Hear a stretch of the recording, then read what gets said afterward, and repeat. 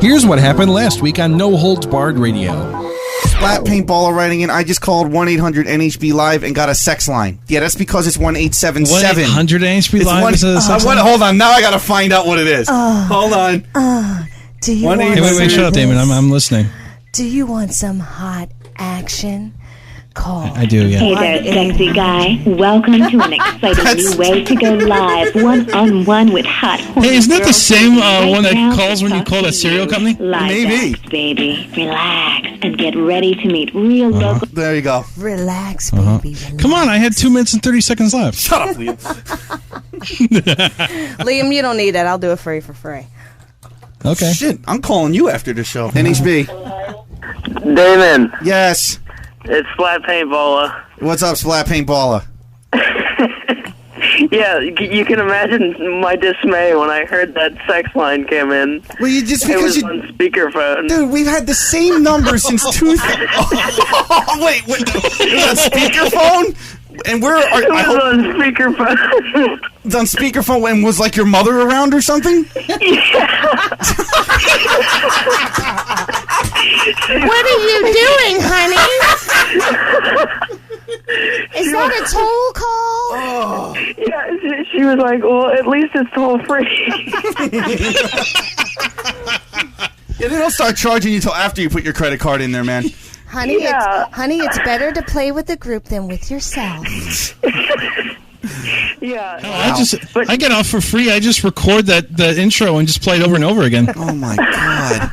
That's But are you, like, Damon, I gotta ask you, like, are you really blind, like, 100%? No. Oh, he is blind as a bat. No, it's a complete fake. I've been doing this show almost 10 years, and I figured it'd be cool to build up this whole fake thing about being blind, and I researched it down to getting a job with a major assistive technology company. You know, because I like realism in my comedy. God damn it! You know, you're not the only one to question this, because I've had moments where we've been somewhere and I've grabbed Damon's arm to lead him around, and I actually realized you thought it was my arm. It was that damn dick. But I was holding his arm, and he's actually ahead of me. And I'm oh, wait a minute. That's right. He can't see, but you wouldn't know it. He is the best sighted blind man I've ever met. The only reason I ask is because, like, when she came downstairs or whatever, when you went over to grab the microphone, it's like you knew exactly where it was and everything. Yeah, I had to ask. I'm in this room all fucking day long. I know where everything is. This is where he lives. This is his life. I live He knows here. where everything is. You know, imagine stumbling around your own room going, shit, I don't know where the fuck it is. The mic's... He lives there so long he names the Dust Bunnies. Yeah. I mean, you know, the mic is mounted to the desk on a mic stand, so it's like, I think I know where that is. But it's not in the same position every single time. Well, yeah, it is.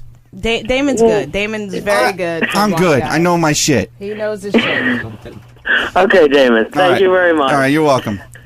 All right, have a good night, man. You too. He's been listening to this show for years, and he finally was like, are you really blind?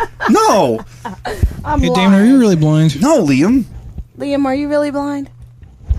Yep. MNC. You know what they say about blind? You know what they say about blind men? What's that? I don't know. Oh, Liam. What? The following takes place between 8 p.m. and 11 p.m. Events occur in real time. The following program sucks shit. The following live program is intended for mature audiences and may contain strong language, sexual discussion, racial jokes, and other potentially offensive material. If you are easily offended, please tune out now. The No Holds Barred radio show is intended for the private entertainment of our listeners. Recording and distribution of our show is strictly prohibited without the express written consent of the broadcasters and No Holds Barred radio network. The opinions expressed on the No Holds Barred radio show do not reflect the opinions of its network listeners or staff or anyone else on the internet. By calling into the No Holds Barred radio show, you consent to having your name, voice, and other personal information broadcast over the air. We reserve the right to use recordings of your calls in future broadcasts. This show is meant for entertainment and fun. It is not to be taken seriously. If you do not have a sense of humor, please feel free to close your audio player or steal a sense of humor from the person next to you. You can find all of our contact information on our website at www.nhbradio.com. Now, on with the show.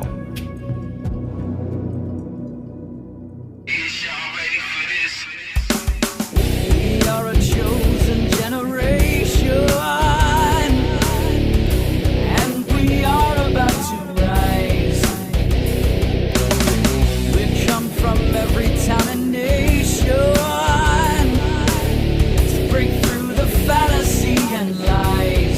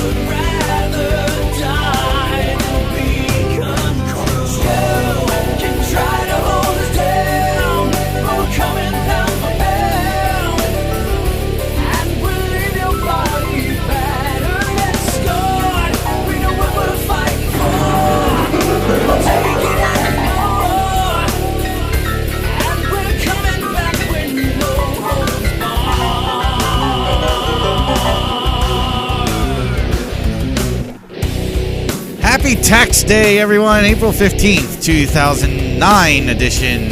It is the No Holds Barred radio program. I am Damon Fabrio. Ladies and gentlemen, Liam could not be here this evening because he broke his dick jerking off to Kelly on the phone. So, our backup co-host, ladies and gentlemen, please welcome to the show. Hopefully you can hear me, VForge. And resident network hoarder, yes, the deaf broadcaster. Yes, he couldn't hear me. And he didn't finally get his shit fixed until the middle of the intro. And by the way, featuring Jerry Lee Fabrio on the opening theme. Yeah. Give it up for him. He's a little, out of practice. Tax day. Yeah, tax day. So tonight, in all seriousness, Liam's motherboard in his brand new computer, the one he was setting up last week, the network card died on it. So the guy's coming out today to replace a motherboard. Liam seems to think this guy's going to take 3 hours. Now, when I had something go wrong on a Dell laptop, that guy was in and out in a half hour or less. He had the... Dude, I'm not even a tech by trade, and I pride myself by... It's like, being in the military. The PC's like my M16. You take it apart, tear it down, and put it back together real quick. Fucking... this guy had the tools, that no one else has. This guy came in, pulled the board out, put the new one in, made the connections. He must have had, super screwdriver or something. I could not get over this motherfucker. Now leaving the pit in the number 35 car, Damon Fabrio. I wanted to know what tools he had because, I gotta sit here with forever, turning the screws in the cases and shit. I want to know what tools this fucker had. It's like Mr. Goodwrench, like the Swiss Army knife of God. PC techs. Anyway, so the contact information, as always, 877-NHB Live, not 800. Don't call 800 NHB Live. It's 877-NHB Live. We also have NHB Live through AOL and Skype, and contact at nhbradio.com through the rest. Forge, if you want to pull up the messenger thing, you can shadow here. And all right, I'll shadow with you, man. Yeah, because sometimes this thing's doing a goofy thing now where, the beep will go off that a message comes in, but it doesn't seem to want to display, so at least you'll have my back. Rumor also has it that Kelly will be returning to the show. She's coming down around 10 o'clock to drop off a CD for me. So I guess she'll hang out a bit. And the Hole may be stopping by as well.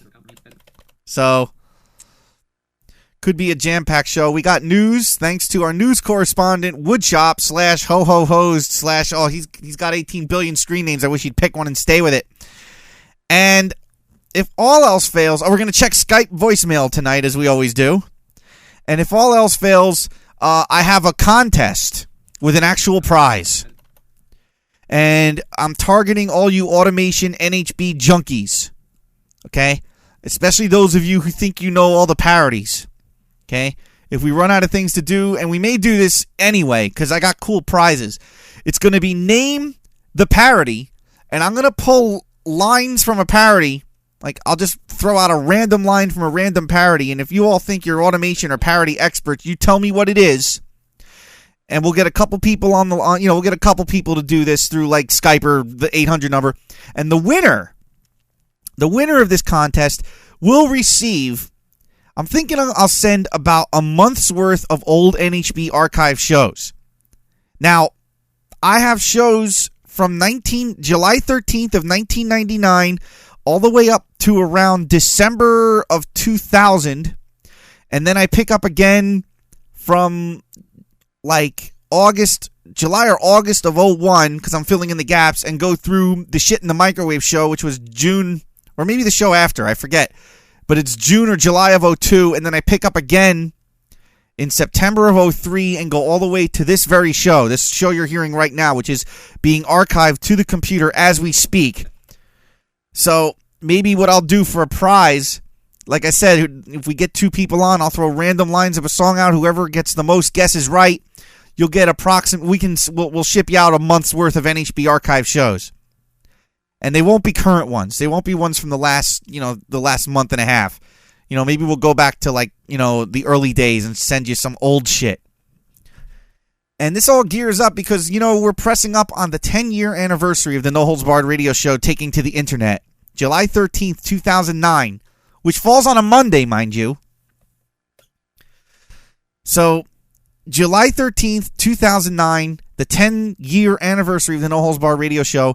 And I'm going on record right now to say that, assuming I can finish archiving, the grand prize for Telethon 2009 will be a hard drive containing every No Holds Barred radio show that I have in my possession over the last 10 years. I will buy the hard drive myself with my own money. I will buy it before the telethon, and all it's a matter of doing is backing up the folders from 1999 to now. How many gigs is that? I don't know because I'm not finished archiving yet. But you figure I've got we got a call coming in. Hold on. I've got about a year or two still to catch up on, and I might even try to get the college shows done too. But we'll see. NHB. Hello, my name is Sloan. Host of the goddamn show. David, what are you doing? I'm doing a show for oh, you are? I'm doing a show. Wednesday? Yeah, what? Today's Wednesday, isn't it? Today is Wednesday, yes. No, it's not. Yes, it is. It's Wednesday, April 15th, 2009. Well, is it okay if I tell you it's not? Well, you could try, but, hey. What? Hey, what are you doing? I'm doing a show for, Sloan. What's on the agenda? What are you doing? If you tuned in, you'd know. I did tune in, and there's this guy, and he's on the dick cam. Look at him. He's not even talking to anybody. I'm talking to you, you twit. You're in the room by yourself, and you're talking to nobody. I'm on the air, you fucking moron. Damn, you must have had Taco Bell. Last time out, that's what happened last time I was on air. I farted and lifted off the seat. Then I dropped a 2.5 fucking coil in the middle of my driveway. That's great. You do that a lot, Forge. Big long shit. Why do I keep calling you Forge? Don't call me Forge, goddammit. Sorry. I'm not old and smoking 5 packs of cigarettes a day. That's my job. Goddammit, Forge, you get the hell off the phone. He's not on the phone. He's my co-host for the evening. Well, he's like my senile grandfather. Won't leave me alone to go to the bathroom. He's always there. This is not Japan, sir. What? Anyways, Damon, listen. What? I had to call in and tell you something. What's that? Me and my family, we just moved into a home. Did you now? So you're not homeless on the street anymore? No, we don't live in an apartment anymore. We live in an actual house. That's why I'm able to call you up and say, shit! That's great. Listen to me. I'm listening, Sloan. I got a computer. It's got a microphone hooked up to it. Okay. And my balls stink. They always stink, though. Sloan. How would you know, dude? Because you say so. And smell the sack. Did you listen to that? Did you listen to that Susan Boyle from Britain's Got Talent? Did you listen to that? Did you hear about that? No, I don't know anything about this. All right. Well, it's a show with Simon Cowell and 2 other English douchebags, right? And this dumpy fucking old woman gets on stage, and everybody makes fun of her, and then she belts out this song from Les Miserables and blows the entire world away. It was so touching. I liked it a lot. Good. Anyways, you were talking about you're going to have a contest to see who knows all of the parodies. Yes. Now, everybody knows that aside from Rice-A-Roni, I know everything about this goddamn network that's worth a fuck. Oh, really? Everything. Also, I even have the original, and I should scan these in and show you what a piss-poor job it was, but when you guys were selling the box set originally, when it was you and Mike Ellis, how much did you charge for those 2 shitty discs? Wasn't it like $35? $50 fucking dollars, and I paid it. It was $50. It was $50. It was $45 and because shipping. In our mind at the time, we're like, these are CD-ROMs. They're not, they were worth like several audio CDs a piece. Shit in the microwave wasn't on them. Well, no, shit in the microwave hadn't been done when we put the original box set together. That was good times. Yeah.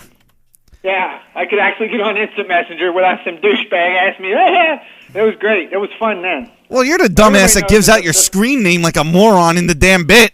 No, I don't do that anymore. Nobody knows what my screen name is. That's good. Hey, listen to me. The best parody of all time is Fat Chick Lied. Yeah. That's the best on the planet. That's not even parody, but that's the best original Damon song. We know that's your favorite, Sloan. It is the best one. So why even have the goddamn contest? Fuck everybody. This isn't about what the best parody is. This is about, can you name the parody if I quote a random lyric from it? Oh, I could do it. I'm sure you could. I know. I am the biggest Damon Fabrio fan on the planet. I thought you hated me, Sloan. I hate Italians, and nobody's perfect. You must be conflicted I am the then. biggest fan on the planet. Oh well, thank you, Sloan. I appreciate that. See, I got on my left butt cheek, I got DAM, and on my right butt cheek, I have N. And when I pull my pants down and bend over, it says Damon. Okay. All right, that's beyond scary. Everybody loves that. Damon Fabrio is the best guy, and I'm the biggest fan. You've been on the air for 10 years, and you're still on the air, and you still haven't gotten a clue that you suck and your network sucks. And I don't know why I even fucking talk to you. 10 years. What were you doing 10 years ago? Were you able to grow facial hair? Not really. Can you still do it? I can grow facial hair now. Yeah, right. Whatever. You can't do nothing. You need to stop.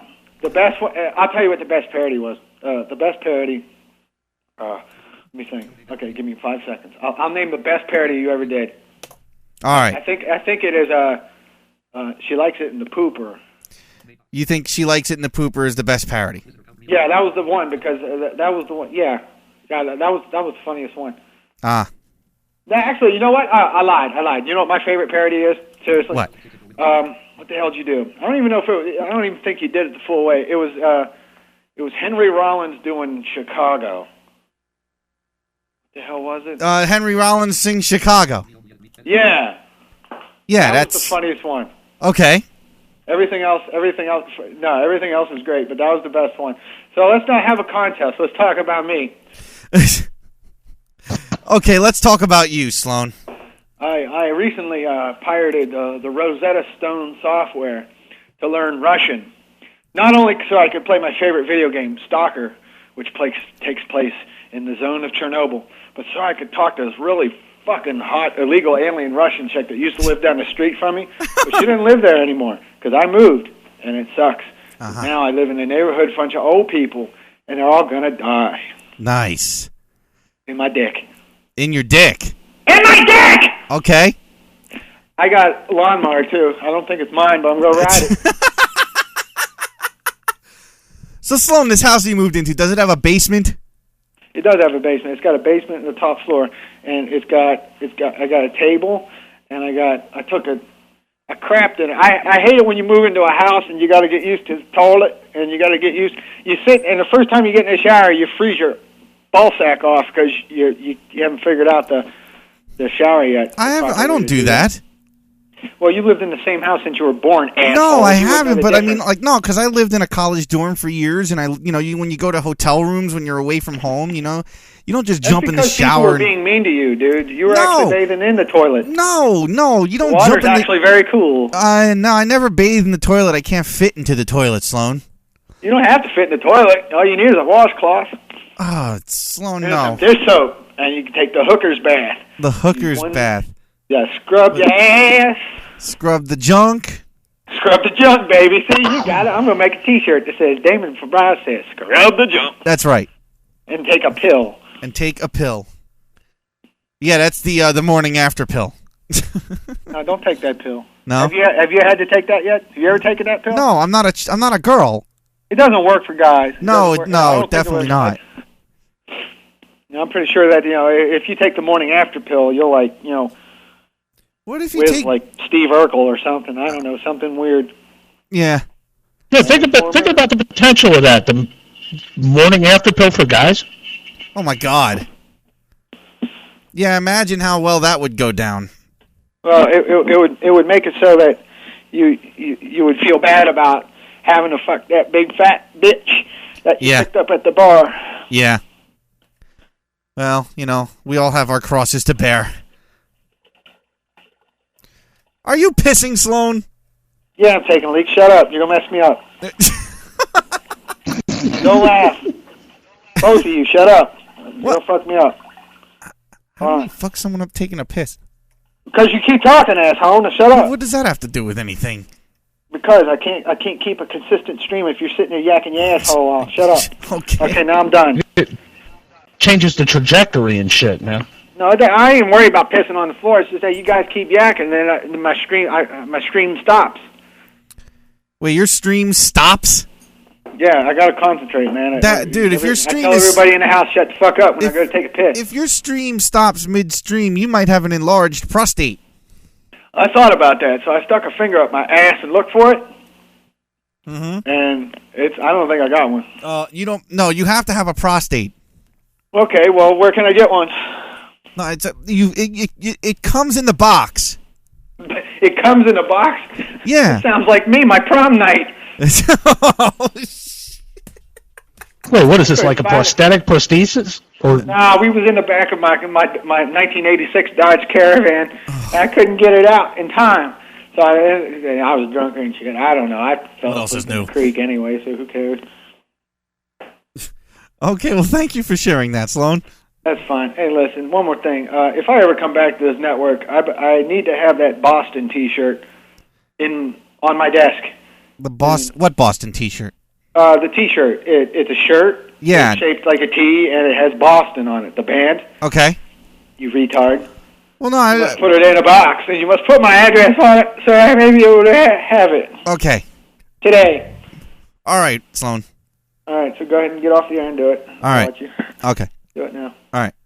Tempo, motherfucker! Peace! Yes, folks, Sloan hosted the goddamn show. Wonder if he's going to come back.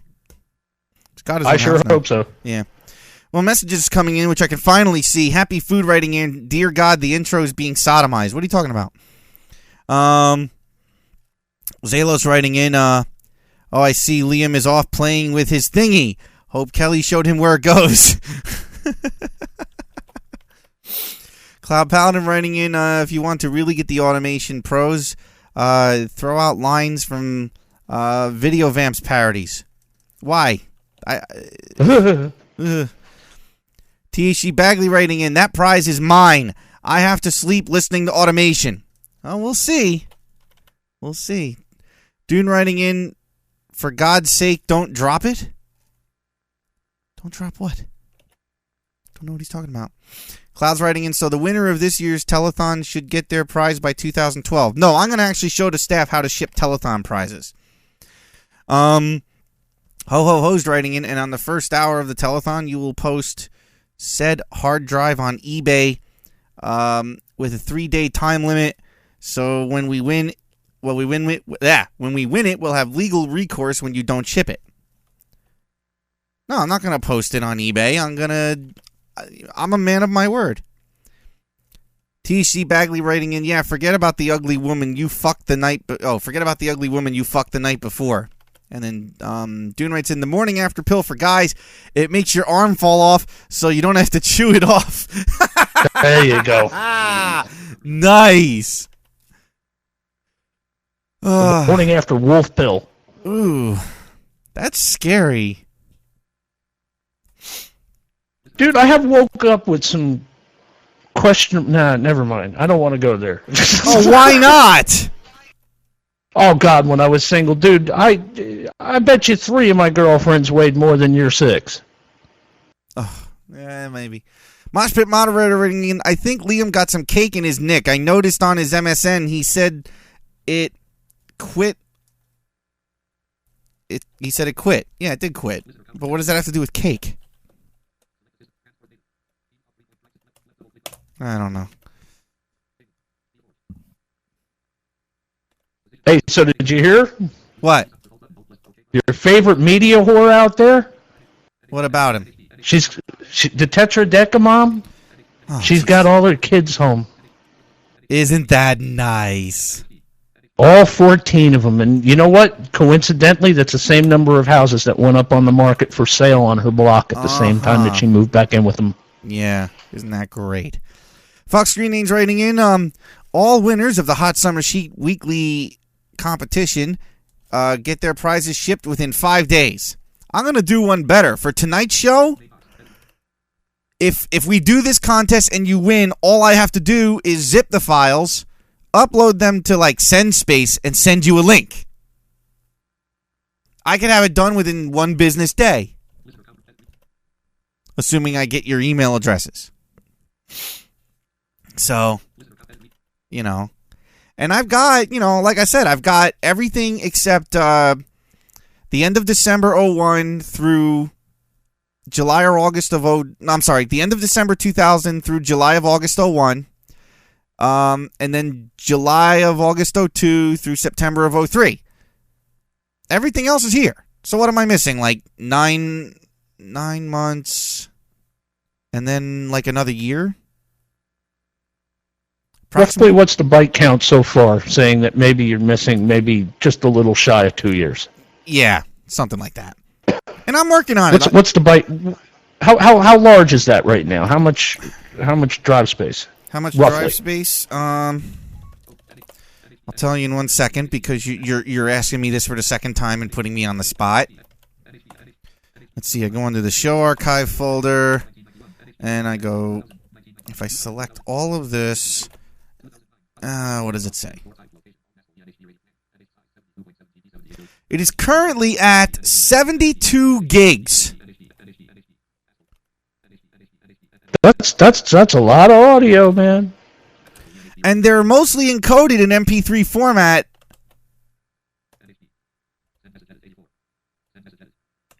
So, you know, I mean, this isn't, you know, you're talking a lot of, and that's going to go higher. That'll actually, I would imagine that'll be up to like, 100, 125 gigs by the time it's all said and done. It goes into thousands of hours, man. Yeah. And, you know, I'll buy like, you know, and it will be an external hard drive, folks. I'm not going to fucking puss out and get you guys an internal drive and be like, oh, you got to install this yourself. I will buy an external drive. I'll get a cheap one. What's the cheapest, like the lowest, you know, because I'm not going to need to buy a terabyte hard drive, you know? So I'll get like the smallest external drive I could find. And just all it is a matter of doing is copying the 10 folders, 1999 through 2009. And you get a whole bunch of free hard drive space, too, after that. That's true. Because the smallest hard drive, I mean, try finding a 200 gig hard drive, like, I mean, outside of your laptop drive. You know? But this will be an external hard drive, preferably, like, I'll probably get, like, a Seagate. You know? I might only be, because most of the places I look at, they only sell 1 terabyte drives now. So, you know, but they're like $100. Hard drive space has just become insanely, disgustingly cheap. So I'll buy it, I'll take it out the box, copy the folder, put it back in the box, and send it over. Zalos writing in. I remember. Go ahead. I remember buying a 10 meg hard drive for $400 fucking dollars. Well, that was back in the 1880s. 1980s, wise ass. Same thing. Very late 80s. Zalos writing in. Well, shit, I'm not going to say I sleep to automation, but hell, I'll give it a shot. Or I'll give it a try. Yeah, well, I don't know when we're going to. We might not do it tonight. It depends on if we run out of content. Narako writing in. How did Sloan get a house? I thought they were not giving out money to rednecks, Negroes, and anyone with a southern accent. Well, here's the problem. I don't know where you heard that from. They're only giving money out to those people. Pretty much. Dude, perfect example. Same house, same income. Ruby got all the benefits. Rejected. Yeah. What the fuck? Pretty much. Mosh Pit moderator. Because I called them up and I said, "Where's my benefits over here?" Oh, you said over here. They hung up. That's it. Yes. Yeah, see, they that's hung your problem. up over there. Yeah, they hung up over there. And you're white. All right, Mosh Pit moderator. I could have fixed that with Krylon, bro. That's true. Mosh Pit moderator writing in. There's a terabyte for $60. A Seagate. But is this used? I don't want to buy a used drive, okay? I'm going to buy our listeners, the person who donated, because I'm telling you right now, the highest donation usually sails way over that mark, okay? But keep in mind, this has nothing to do with the value of the hard drive. The value is in the content of the hard drive, okay? Think about this. The entire history of the No Holds Barred radio show. Now, I will admit, there are some incomplete shows, like when the tapes ran out and we just kept going because we didn't know the tape ran out. You know, or in the case of some mini disc shows where it ran longer than 4 hours or 5 hours, however long it was. Up until now that doesn't happen because I archive direct to the hard drive. So now I could go 12 hours and this thing will keep going. That's why I stopped archiving to hard media. So yeah, there are moments missing, but think about it this way. You will have at most 90% of the No Holds Barred radio show. Now I want you guys to understand, this does not include the other shows. I do not archive every live moment on this radio station. That would probably increase the load considerably. You know? I archive my own show. You know? So you're getting 70, and you figure, like I said, it'll probably be up around the 100 gig mark by the time it's all said and done. Because in addition to catching up on all of the shows from, you know, the missing periods, you're also going to get this show, and you'll get every show going forward up until the telethon. And you know what? I may throw all the telethon shows on there. You know, telethon 03, 04, 05, 06, 07, 08, and 09. Because, of course, if you're going to donate that much, you'll get 09. And if I can get it together, you'll have Staff Picnic 03 and 04. You know? So, I mean, you're talking a great deal of shit. Think about all the isolations alone you're going to get from me. You know?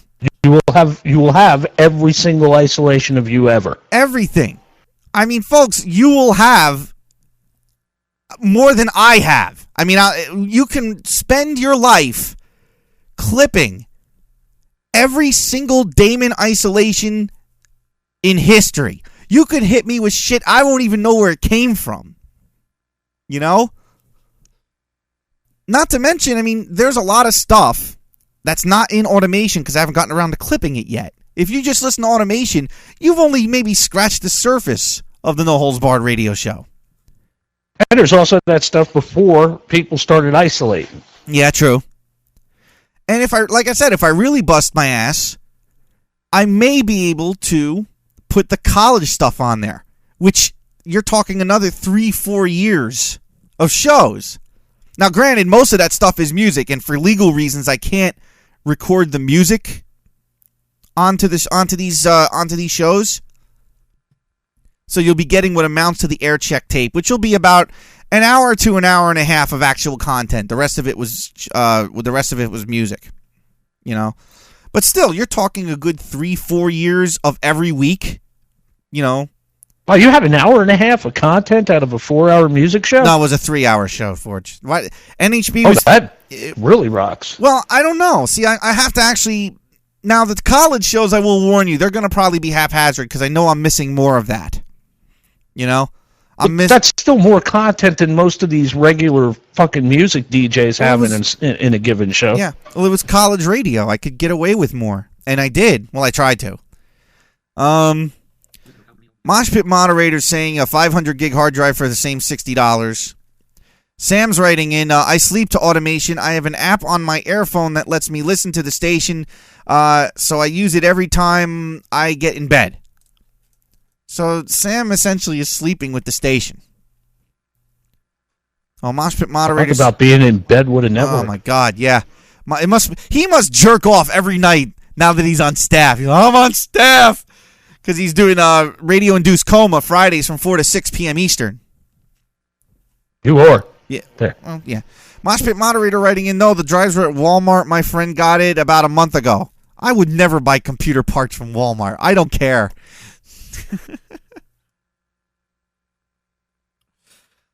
Ho-ho-ho's writing in, I donated $400 last year, been saving all year this time. Should I win? Can I get the option to just send you an external drive to fill, save you some bucks, and I'll get a drive I like this way? If you really want to send me a hard drive, that's fine. Whatever floats your boat. We'll discuss it later. Okay, note to self, he's been saving all year long. I shall watch how damaging the consumption is of my slot next year. So, like I said, but you guys are getting ahead of yourselves. That's the telethon. What I want to kind of focus on this year is kind of a teaser,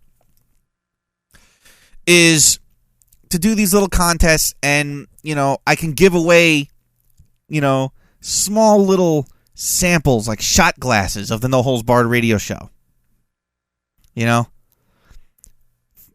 So, like, the shows that I was recording this week were from, like, late November and December of 2000. Yeah, I could actually send you the show where my first ex-girlfriend called in and announced that she'd gotten married on the air, which was part of the reason I became angry for about 6 years. We got a Skype call. NHB. I jerk off at night, now I'm on staff. Damon, we all know it's you that I jerk off to. I don't want to know what you jerk off to, man. That's why I listen to you. That means you're sleeping with me. If I sleep with the network, that means you're sleeping with me. No, dude. Because my bed is all empty these days, except when the girlfriend stops by. Oh, that's like what, once every month? No, that's right, Damon. You sleep with me. Couple weekends. Nah. Well, if that gets you hard, Sam, then okay. That's fine. And thank you for keeping me safely out of that vision. No, Forge, you're included in this Forge, too. you're in it as well. Everybody's in it. Everyone's in you, it. Damon. Oh, no. In fact, the only shows not included are the ones that don't clip for automation. So he's sleeping with Andrew, and he said, Vamp might be the only one Freddie. spared. I don't want to sleep with Vamp. No? No ADHD clips in automation. There's a handful. There's like one or two. Oh, one or two compared. So you don't to want to be in bed with Vamp. You just want to be in bed with the rest of us. Pretty much. That's great. Wow. Okay. Sam, this is the point in a man's life when he realizes that he needs to get a woman. Don't remind me. Sorry, man. All right, I'll see you guys later. All right, take care, man. Bye. I'm in peace. Fox Green Names writing in, please. I not only sleep with automation on, I've had sex to the Suicide Top 50. Yeah, just think you can get that show in its entirety. Because remember, the Suicide Top 50 is not the entire show. Although, actually, that show is not recorded to the hard drive yet. That show is on a mini disc somewhere on the shelf. At least it better be. There were a lot of other little bits in there, weren't there? Well, that was the best part of it. And keep in mind, folks, when you get the history of No Holds Barred Radio, you will get all the Christmas shows too. I even have a couple of goddamn shows recorded because I was trying to tie them into this NHB election bit that went horribly wrong in late 02, early 03. And I was going to clip those together into an automation bit, and my hard drive, something went wrong, and all the segments went away, and I lost my Steam after that and never clipped it. So I suppose once I get those shows on the hard drive, it'll be easier to clip, But although in retrospect, I wish somebody else would have won in 04. And 08. Well, that remains to be seen yet. Oh, not really. THG Bagley writing. Got a puppy. Oh, great. THG Bagley writing in. I want to be in bed with Rob Stein. Oh man, that could be isolated and used against me. God damn it. Mosh Pit. That's why I left it there for you. Yeah, thanks, Forge. Mosh Pit. Anytime, bro. Mosh Pit moderator writing in. Is that single malt NHB? Sure, why not?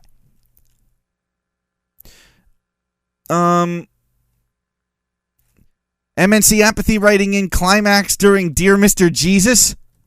Oh, God. Oh dear Lord. That's just not even right. And THG Bagley writing in, what are we drinking today? Oh, you're actually asking that? I don't have any. Look, I'm not Paul, okay? Diet Coke over here tonight. And like Pepsi or Cherry Pepsi, one of the two. I can't really see the can. Let me see if I can determine. Well, once you pop the can, it doesn't have the cherry anymore, right? No, that's not. No, I think it's just regular Pepsi because it's in the can and it's. I could tell by the taste. I think it's Pepsi. Tell me I did not sneak that in on you. Yeah, you did. Wow. Falak writing in, what, no cookies today? Nope, no cookies. I'm kind of cookied out. We got a call. NHB. Hi. Hi. It's your co-host. It's Liam. Yeah. How you doing, Liam? How's the hand? The hand? Yeah, the hand. It hurts. Have you been spanking it to our guest from last week? Yeah. She's coming down again tonight, Liam. Me too. Yeah, she says she's going to show up around 10 o'clock, so you're going to miss it, man. Well, I know. I do have good news, though. What's the good news, Liam? The computer is alive again. The computer's alive? Yeah. Why? What happened? Okay, you're going to love this one, Damon. Yeah. Okay, so anyways, I had booted the machine up on Monday. I think anybody who is, technical is going to love this, and anybody who isn't is going to hear in the next 5 minutes. But so I boot the machine up, and the Ethernet's not working. Okay. Which is bad, because the Ethernet is onboard.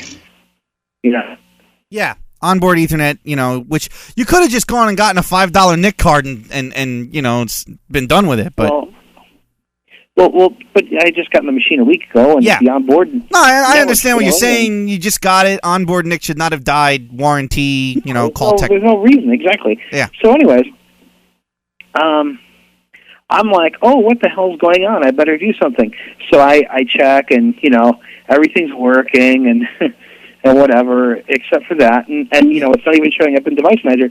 So I call the guy and go, hey, can you come take a look at this? And he goes, sure. So he comes over, unplugs the drives, plugs them back in, and now my Ethernet works. What? Yeah. What does that have to do with anything? I don't know. Can someone explain this to me? I got this. Okay, go ahead, Forge. It's happened to both of my gateways for some reason after being on for a long period of time. If for some reason there's a power surge or you lose power momentarily, the NIC keeps the signal going with the hub or the switch that you're plugged into for some strange reason, and the only thing that does it is a power reset. Unplug it for about 30 seconds and it resets the NIC. See, so you could be on the show. Yeah. Yeah. So but there's another even bigger problem. I would be on the show right now, except for that all the software that was installed is now uninstalled because I had to roll back the disk to an image when I bought the machine. So now I get to spend all night putting everything back on. Well, now you know what to do in the future. Kill someone? No. If the NIC goes out, unplug the thing for 30 seconds. Oh, weird, dude. I've never... What? I never saw anything like that either until my gateways with their onboards either, man. Dude, and Damon, you've never seen that? No, I've never heard of that before. Listeners, have you seen this? Because he had come with screwdrivers and a screw and some screws and a new motherboard and another hard drive, and I'm just like, holy shit. Yeah, and only to do what now? Did he unplug the power cord from the tower? Or all I know is that we had swapped out the main drive, and he had booted. He had another copy of Windows on that drive, so he booted that up, and that was all working and seeing the Ethernet. And so we put in the original drive. It was seeing the Ethernet, and we couldn't figure out what was going on. Weird. I've never. So why did you have to roll back the image then, or did you do that yourself? I did that before just to see if maybe something was screwed up with Windows. I see. All right, well, I guess we'll see you next week then, Liam. Yeah, I will see you guys next week, and I will be on the brand new machine. Would you I won't sound like crap anymore. Would you like me to deliver a message to Kelly for you? Stop it! I need my hands. Stop what? Stop it! I need my hands. I need my hands. Thank you, Liam. Please, I need my hands. It hurts. Okay. I've got calluses in places I didn't know you could get calluses. You know what? I've been doing it so much, it's getting shorter now. Wow. It's going to be pointy by the time I'm done. You're going to have a pencil dick. It's going to be cone-shaped. Really, you'll be able to write your name on the chalkboard. It's like, when you I'll be able to whack off. You put the new pencil in the eraser, and then it's got that point. Oh, yeah. That's going to be me. Yeah. They're going to call me I'll old. be able to whack off and still have 3 fingers free. Yeah. All right, thanks, Liam. Thanks, Damon. I'll see you guys next week. All right. Oh, hey, Forge? Yeah, dude. Oh, he got you. Absolutely. I was waiting for it. THC Bagley writing in. So, Damon, are you saying you like it in the can? No, that's not what I'm saying, but you just keep trying there, Rob. Ho's writing in. Man, Liam better show up. I dug up a great letter for him I sent to the NHB address earlier in the week. Well, we still have last week's letters to Liam that we never got to, so I'll make him do it next week. Don't you worry. Mosh Pit Moderator writing in, you need to enable the NIC before it works. It was enabled, Mosh. It just, Falak writing in, packet loss or loose connections. Neither. Cloud Paladin writing in, so just have Liam reinstall everything live on the air. It worked last week. Yeah, no, his laptop's dying, and he can't maintain a connection through the laptop either. Talos writes in, I have seen this. Most all onboard NICs I've ever seen keep a link with whatever it's plugged into even after the tower is powered off. That's fucking weird.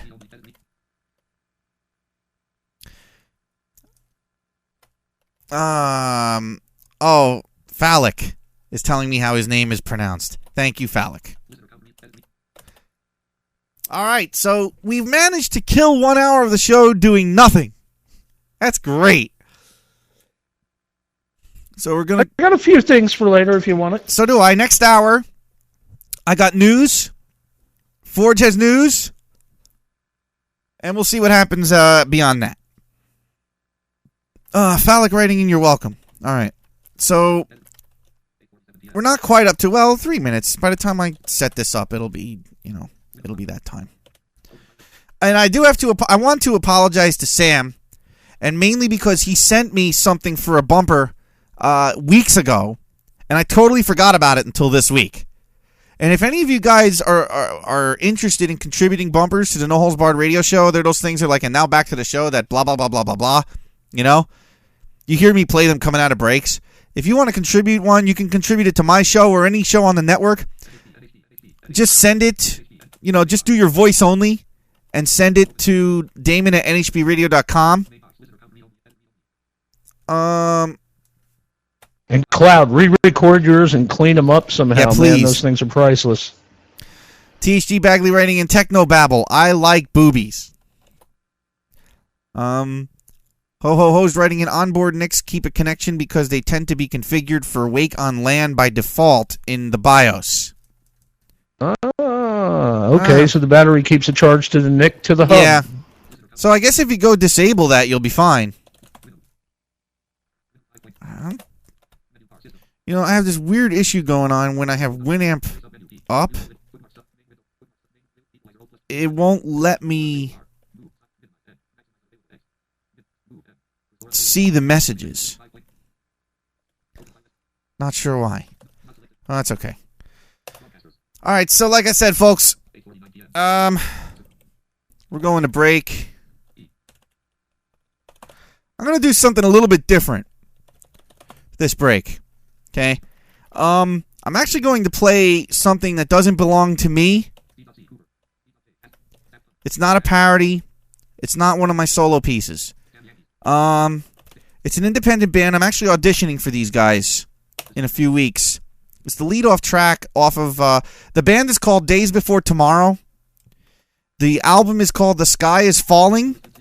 This is the lead-off track on this CD, featuring well, she's not our man, but it features Kelly from THD doing backing vocals.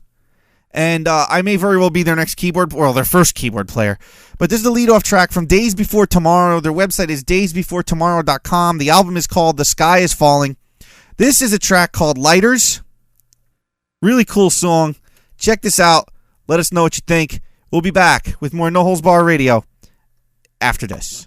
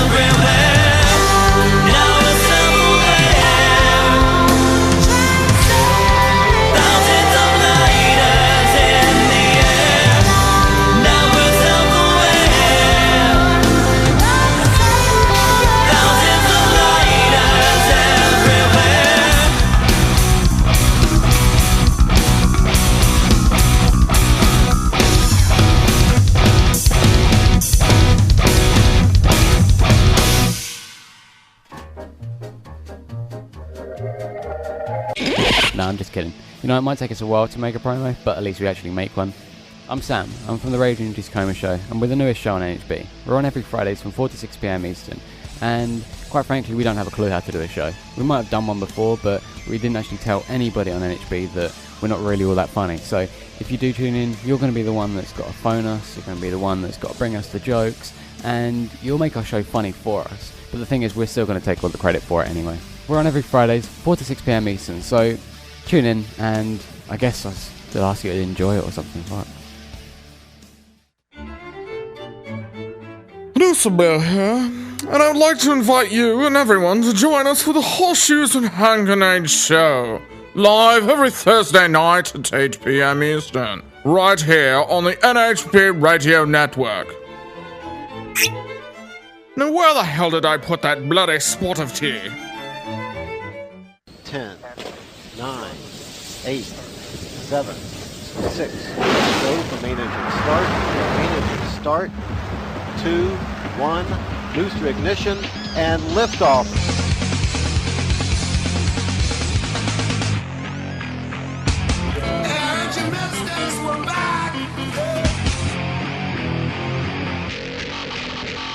Take it or leave it radio. Take it or leave it. This is not a fucking bit, ass! Damon quits, my tenant goes psycho, and we got fucking listeners. And we got DVDs! On DVDs! This is a Johnny Gators wet dream. You never get this, but one day, Rico, get this. This just makes you want to crap your pants. Do me, Boba Fett. Take it or leave it radio, Fridays, 8 to 11 p.m. Eastern, on the No Holds Barred Radio Network. Take it or leave it radio kicks my ass.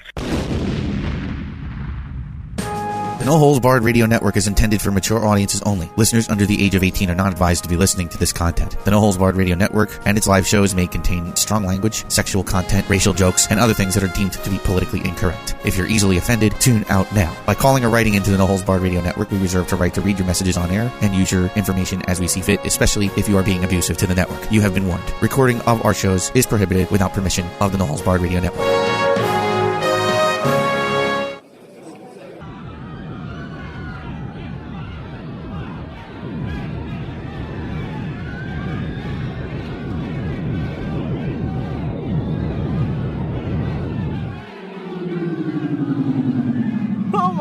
What is it?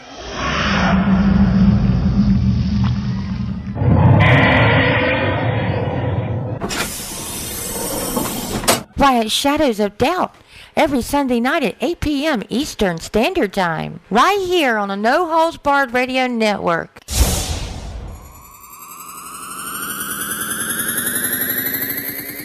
And don't forget those tinfoil hats, y'all.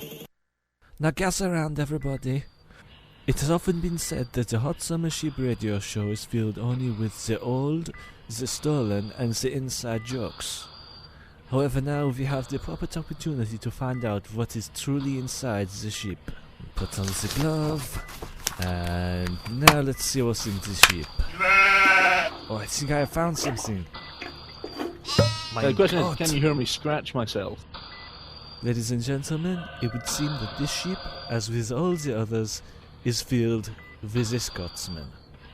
If you would like to find out what is in the rest of the ship, please tune in Mondays 6 to 8 Eastern, only on the No Holds Barred Radio Network.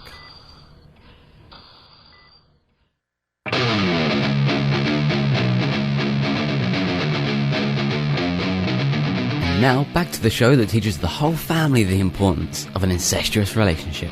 No Holds Barred Radio. It is the No Holds Barred Radio program, hour number 2. I am David Fabrio. With me, of course, not of course, but with me in place of Liam this week is the inimitable V-Forge. What you said? Inimitable. Specificity. Yes. Never mind. Tax day. Gotta love it. The day where everybody in America is paying their taxes except for DC citizens. That's right. In case you care, the background music behind us here is John Petrucci off his solo album from 2005. This track is called Jaws of Life. John Petrucci, of course, the guitar-playing guru that makes up one part of the band Dream Theater. Very key part of the band, actually, if you ask me. Right. Only if you like guitars. Cloud Powder. Personal preference thing. Yeah. Cloud Powder writing in, going back to the song I played over the break, this song sounds heavily inspired by the Top Gun theme. I disagree. You know who I think he sounds a lot like? Who? I think that sounded an awful lot like Styx, man. I think there's some of that in there. Gimp Nation writing in, I need to catch up, Damon. When did you ever? Gimp, you're so far behind, you're ahead. THG Bagley writing in, tonight playing the role of Porky Pig, VForge. I have more than one of those nights a week. Uh-huh. That inimitable thing. Yeah. What? Inimitable is a word. What the hell? Whoa. What the hell happened there? Dog just tore down a plate of food. Oh, nice. At least the dog and a cup of coffee. At least the dog didn't make you wet. No, dog did not make me wet. Yeah. All right, we got two ways we can go. I just remembered something that I was going to go on about. That I did throw it in my show announcement. And I might save it for the third hour, but we'll do some news this hour. Okay? We'll do some news this hour because I want some of the musician types to be here for this bit. To tease it a little bit, I was the singer from my first band. Has a website where I've heard recent musical things that he's done. And it's fucking hysterically bad. So we'll poke fun at him in the third hour, I suppose. THG Bagley writing in, and you can hear them every Friday night on The Last Production. What? Wait. Friday night's Take It or Leave It Radio. I'm confused by Rob's message, and you can hear them every Friday night on The Last Production, every Saturday night on No Holds Barred Radio. What the hell does that mean? I'm sorry. It was kind of a whoring. Yeah, I don't get that. Anyway, Happy Food writing in, did the dog make Loopy wet? Oh, no. Loopy was clear. Loopy was clear. The dog was on the other side of the room, so I was. Robin caught the fallout and is now bitching her way through the house about it. Oh, geez. So the dog made Robin wet? Yes, my dog made Robin wet. Can we move on from this? Yeah. Dog's moving in on my turf. Anyway. So just, I want to thank, let's see, which personality is this? Woodshop 2300, Ho Host, He Who Walks on Water, Logic X Orgate. I never seen that screen name before. What does he have, one per show? Dude, kill some of those. I have one screen name. One. You're not getting it, but I have one. You know? Yeah, and I have a secondary one where sometimes I do file transfers between two machines because it's almost as quick as copying on a network drive. That's a waste.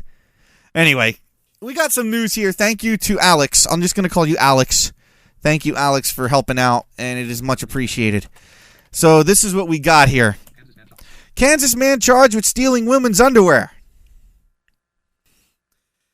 While they were wearing them? I don't know. Police charged a 48-year-old man with breaking into a 23-year-old woman's apartment and stealing her underwear. Sergeant John Moore said Monday the woman told police she arrived home Friday to find her neighbor coming out of her bedroom naked.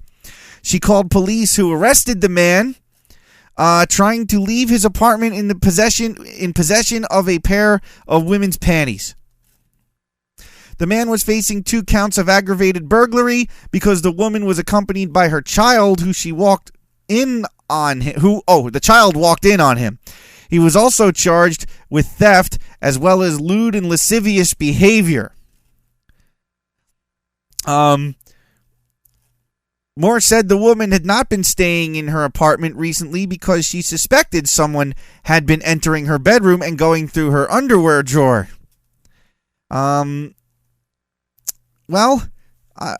See, now there's some questions that come to mind that would make me kind of think about this guy. A, what size underwear were they? B, was this 23-year-old hot? And C, the 23-year-old has a kid? Oh, I guess that's old these days.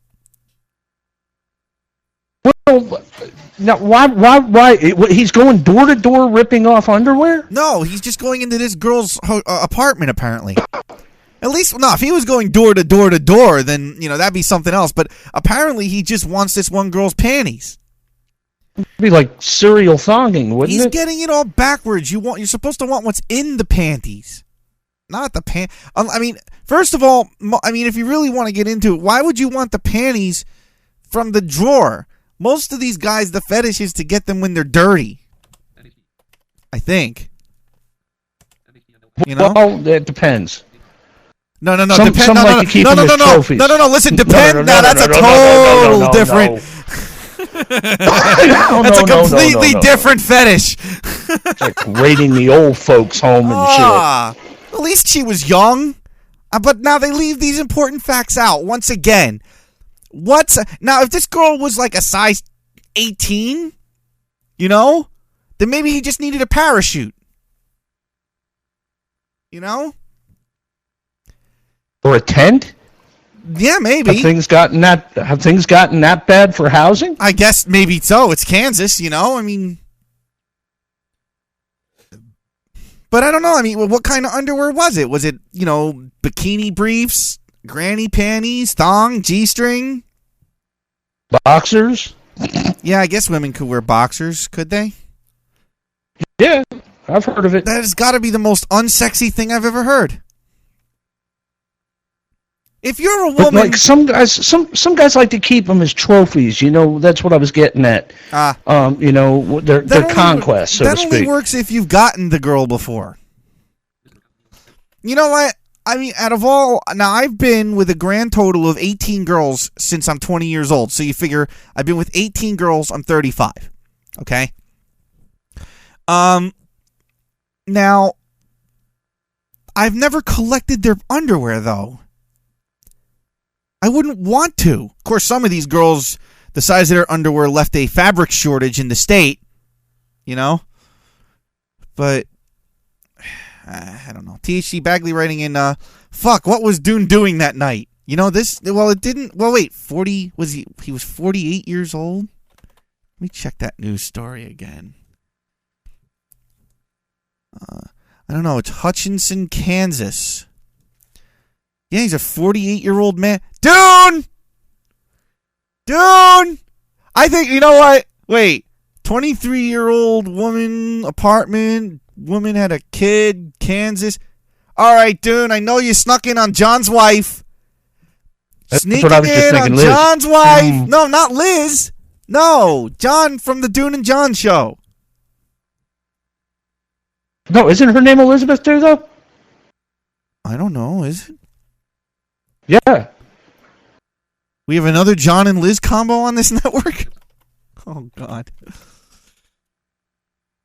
Ho-ho-ho's writing in, oh, it's okay. I actually have 16 names, one per email address.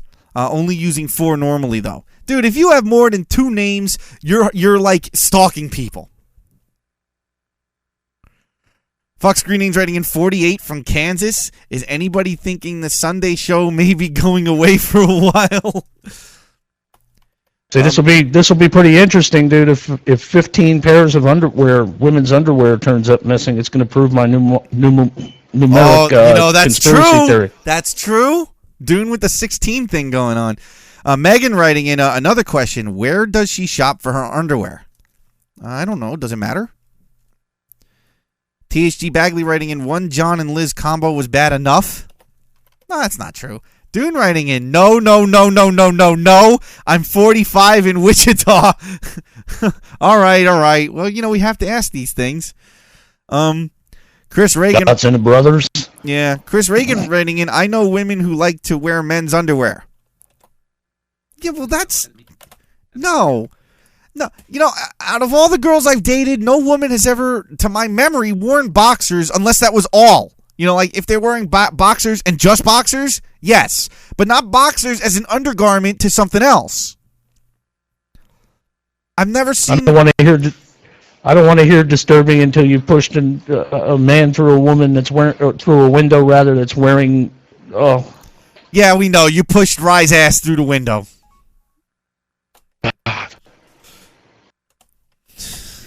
T.H.E. Bagley writing in, yeah, I know women who like to wear men's underwear too. They're called bull dykes. Anyway, no, I just, yeah. You know, I'm almost tempted to call the girlfriend and ask her if she's ever worn boxers. How many women listeners out there have worn boxers? Yeah, I want to know. Meg, you're out there. You ever wear boxers? And I'm not talking about, look, if you just wear boxers, that's fine, you know? That's still considered kind of hot because they're like shorts. That would make her Meg in a boxer? Meg in a boxer, yeah. But if you wear boxers as an undergarment to a dress or probably pants, that's just wrong. I mean, it's bad enough we gotta... I've been trying... Most of the girls I've dated, I've been trying, you know, some of them who wore the granny panties, the larger underwear, you know? Ladies, the less undergarment, the better. Okay? So did the police in Kansas on this story, by the way, did they mention if they had a formal briefing on this matter? Oh, Forge, come on. M&C Apathy writing in, stealing that stuff is like an average Friday for me, only at the boarding school in a Batman suit. All right, you know, you just scare me more every week. Meg's writing in, I'm wearing boxers right now, but are you wearing them under some other garment? Oh, I wear them as PJs, though. See, that's still hot. Okay? Peter Slayer writing in, I wear boxers and a tank top to bed during the summer, so shut up. Yeah, but again, you're not wearing pants over them. I'll be right back, Forge. I gotta take care of something in the bathroom. Yeah, right.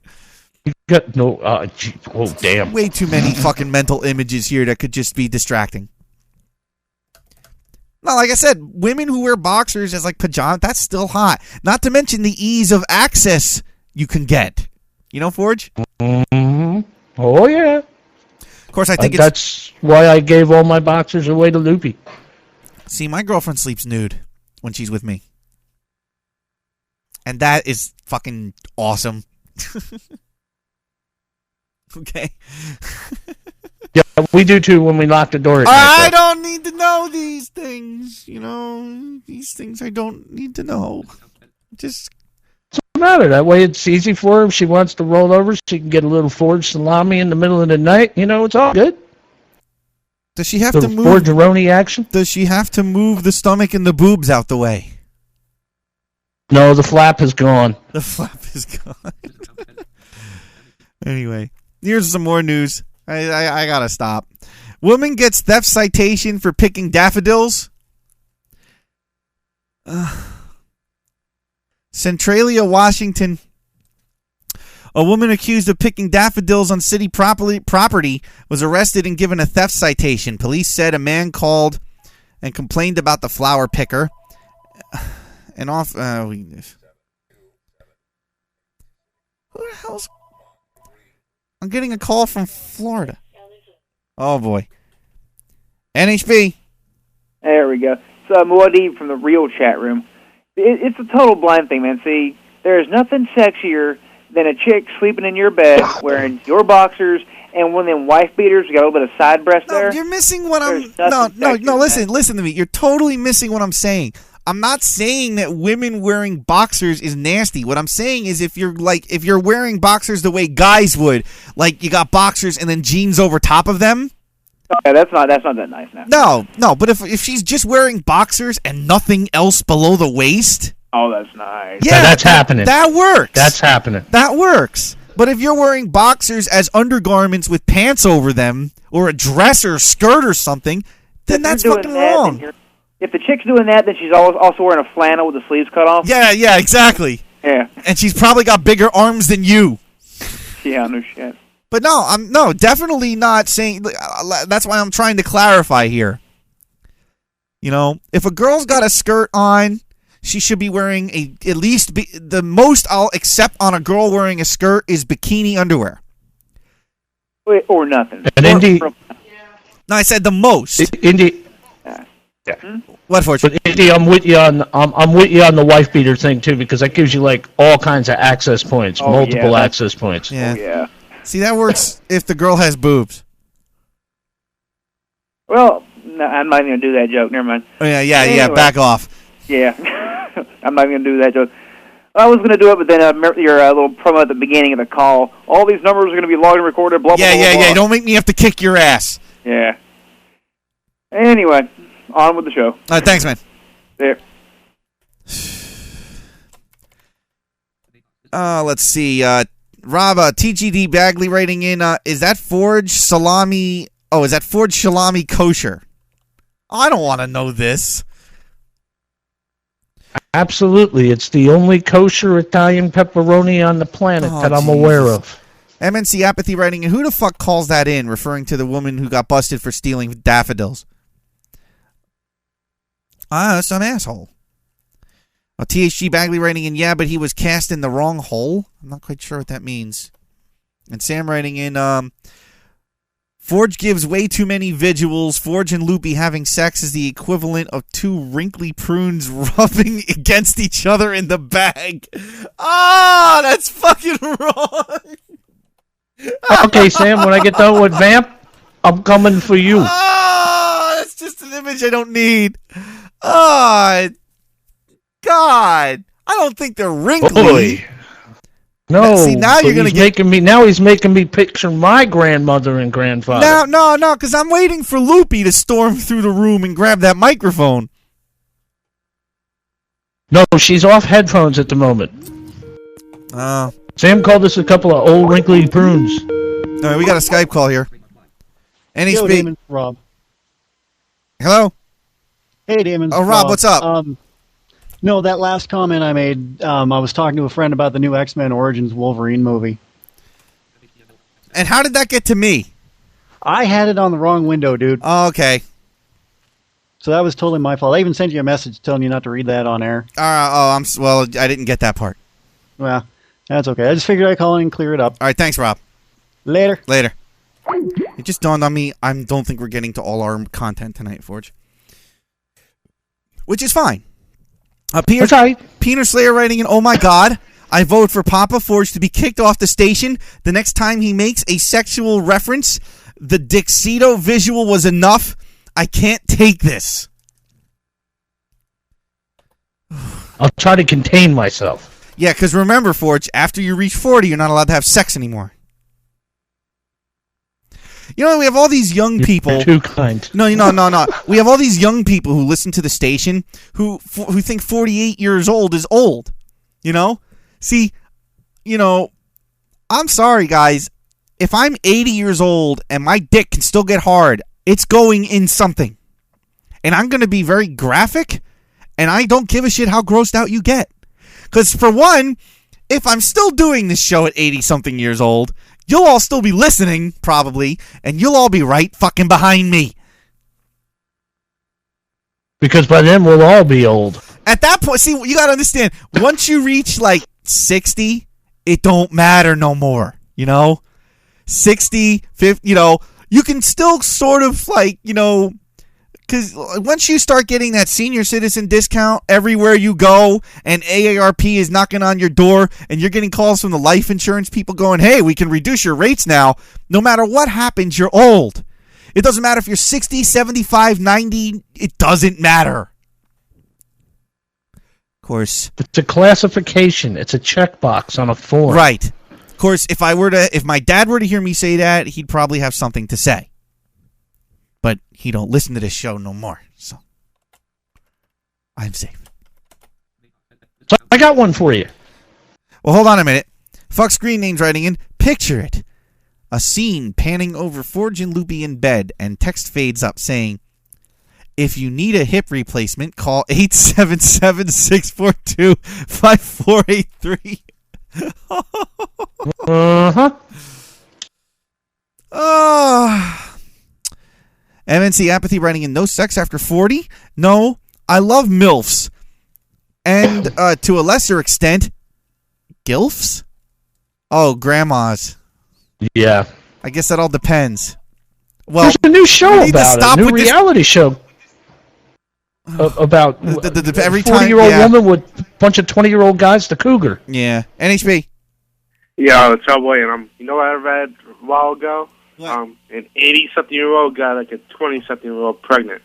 Wow. It's possible. Why would wait. a chick 20 years old be screwing a guy that's in their 80s? Well, money. That's the only reason I could think of. No, I think it was like for pills or something. Or that too. Still. By the way, That's Damon, the action. Loopy wanted me to also point out, I'm sorry, I'm looping back a little bit on my end, but she wanted me to point out that she's turning 50 next month, and she is damn proud she made it this far. And I'm damn surprised that I even made it as close to it as I have so far. Yeah. All right, Hellboy, thanks. All right. Hey. Mosh Pit moderator writing in, when is Forge going to prank ADHD and Roach Radio, taking pot shots at Forge on Saturday? You know, I missed that. I didn't even get a chance to listen to the whole thing. I heard the first couple of them, and I don't know. Yeah. Cloud Paladin writing in, once you get to 80, you don't have to worry about getting it up. You have to worry about breaking a hip. That can't be every old person. I mean, some of these stereotypes, they're funny at first, but it's like every time an old person comes up, it's like Viagra jokes, breaking hips, blah, blah, blah. Same thing like with the Catholic priest jokes. It's always touching little boys. Like, we need new jokes for the new decade. It's Mosh Pit moderator right. If you're as big, if he was as big as me, he'd have problems getting it up without breaking a hip in his 20s, let alone in your 40s. All right, Mosh Pit moderator writing in, no, he should ignore them. Then, just want the attention. I don't know what that means. Anyway, there wasn't anything to really ignore. Is the point? Yeah, I know. So anyway, back to this woman who got arrested. So the woman's accused of picking daffodils on city property. She's arrested and given a theft citation. Police said that a man called to complain about the flower picker, and an officer found the 48-year-old woman at Providence Centralia Hospital. She said she had picked the flowers for a family member who was a patient. Police Chief Bob Berg told KITI radio the woman was arrested after she became rude and threw the flowers at the officer. I know somebody. We got a Skype call. Hold on. NHB. Go ahead, grab the call. Hey, Damon. Yeah, Matt. Hey, I just wanted to chime in on the whole MILF grill thing. Yeah. Oh, I figured. Just thinking. And there's some advantages to the whole 80-year-old thing. Yeah? Well, you got to think at that age, gravity's taking its toll, and everything's got to get slacker and everything. So you could pull a babushka hat or some shit. Oh God. Yeah. Yeah, it's like when you're down there and you're eating the 80-year-old pussy, you're surreptitiously rubbing lubricant on your head. No, Matt, no, stop. And then suddenly, quick, jam it all the way in, and quickly stand up and start doing the Russian dance. Where you're almost sitting down and kicking your legs out. You have put way too much thought into this. That's some fucking hot shit. Hey! Hot shit. Okay, thank you, Matt, for that very disturbing visual. See ya. Goodbye. I had a friend of mine that had a similar problem to the lady with the daffodils. Yeah. He was picking roses one day, and he was just picking roses, and just picking them for his girlfriend. He was getting a dozen of them together, and the cops arrested him. But I'm right there in the garden center at Kmart. Wait, well, that's different. He's picking them out of the... Wait. It's the end of the day, and now I'm suddenly not getting it. But that's all right. Well, here's what we're going to do. We're going to take a break from the news because I just remembered we were going to play Skype voicemail. Sure you don't want to put that off? No, I'm all right. So Positive you don't want to put that I'm on? positive. We need, we need something to do here. Sure you don't want to put that off for Why are you asking me this, Forge? We do this every week. I just curious. No, I don't want to put it off. Okay. All right, so we got... hold on. Wait, we got 22 voicemails! Wait, we got a call. Let's see. One from Dustin Thompson. One from Skype Age 3. One from the 904 area code. One from Matt. 904 area code. Matt. 904 area code. Are you fucking kidding me? What? Who's in the... Forge, wait, you're in the 904 area code. Holy shit, yeah, we're in the 904 area code, aren't we? All right, let me... I'm afraid. What am I... Why do I have a feeling I'm gonna lose my mind tonight? Ho Ho Ho's writing in, speaking of MILF, have you heard of Fox News abomination called The Cougar, where the 20-year-old guys compete for the attention of a 40-year-old MILF in a kind of reverse The Bachelor? No, I don't watch that dumb fucking shit. Yes, and the new one coming out with the Octomom called Win a Date with the Holland Tunnel. Oh, all right, so we're gonna try and breeze through these 22 Skype voicemails. Dear Lord, it's feast or famine. Yes, there's 22. It's feast or famine on this show. Last week we had like 2 that were any good, and this week we're like flooded with dumb stuff. I guarantee you most of this is stupid. So this one from Dustin Thompson came in on 4/11, which was Saturday, I think. Mosh Pit moderator writing in, no, we know why Forge wants to put the Skype voicemail things, or now we know. No, it says no. Shut up, Mosh. All right. So here we go. First voicemail. Stupid, boring ADHD radio. It's fucking stupid. You should just go and do a fucking stick ham thing and even focus time on the show. All I do is fucking sit there, fucking talk at his ass. Fucking too busy focusing on stick cam. Oh, we got a big spin coming up later tonight. Yeah, Neil Vamp. Fucking stupid ass. All right, so Dustin Thompson, a huge fan of the ADHD radio show. Is that what he does? If you're going to tell me that, yeah. if you're going to tell me that all Vamp does for the hour that he's barely on because he can never go on time is sit there and focus on Stickcam and talk about spinning, we may have to take care of him. No comment. Mm-hmm. Voicemail here, second voicemail out of 22. Is this from someone called Skype Age 3? Let's see what it says. IHB, a bunch of fucking wankers. Okay, well. Short and to the point. Short and to the point. He's a big fan. All right, now here's our first one from the 904 area code. Hey, Damon, it's Forge. Dude, I just had the most incredible revelation, man. Dude, like Matt tells me it's dark over there. Well, it's dark over here, too. Man, that's deep. I'll call you back if I can think of anything that you might want to hear, or if I have anything non-random to say, which usually is never.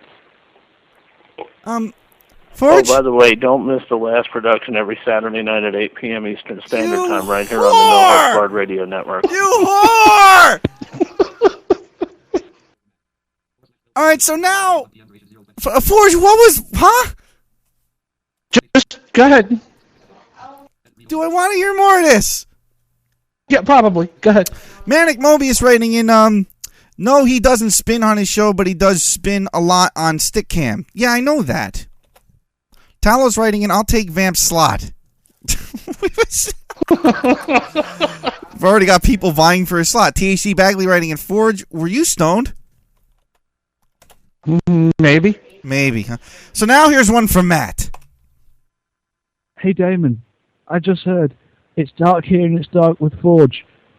It's the end of the world. The darkness is enclosing. Damon, the bringer of spiders comes near. What are we going to do? I can't work without my feet. I'll call you back when I've got more information.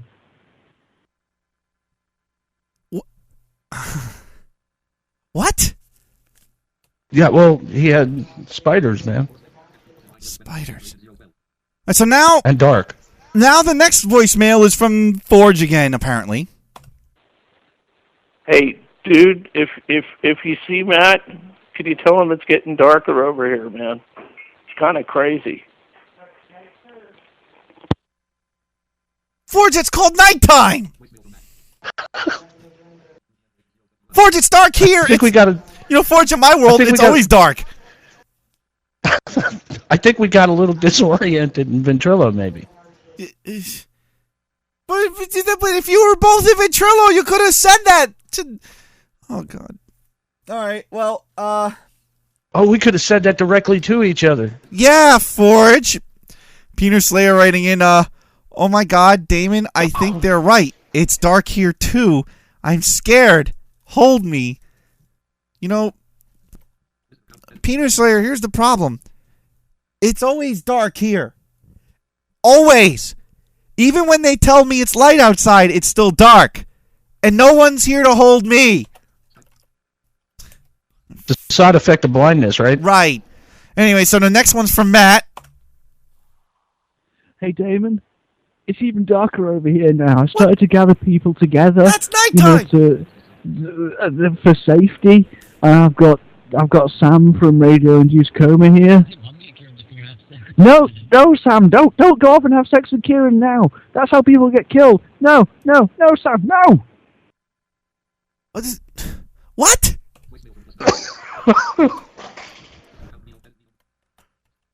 All right, so the next one's from Forge again. By the way, Matt told me to call you to tell you that Video Vamp said that Barefoot Lurker says Gator says hi. Oh, my God.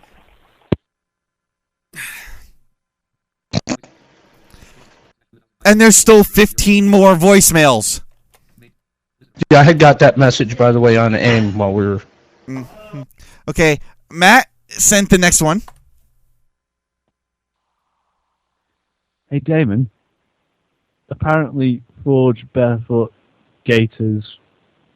I don't know, I'm going to throw in me, Binder. We all say hi. Oh, and we love Bill. Everybody loves Bill.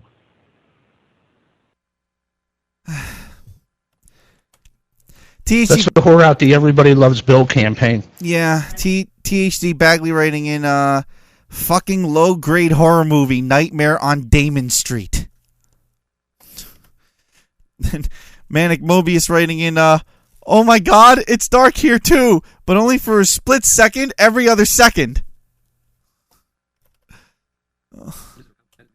Stop blinking. Right. I think, all right, so I played that one. So now here's another one from Forge. No, dude, really though, on a serious note, can you tell me again, were those soft batch or crunchy cookies? Just curious. Oh my God, it's the return of shitty jokes from 2008.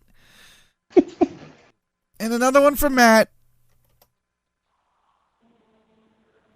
Hello, Damon. This is Jesus. Since it's Easter, I thought you might try and find me. I'm on the roof. Oh, wait. Shit. You'll never find me. Goodbye.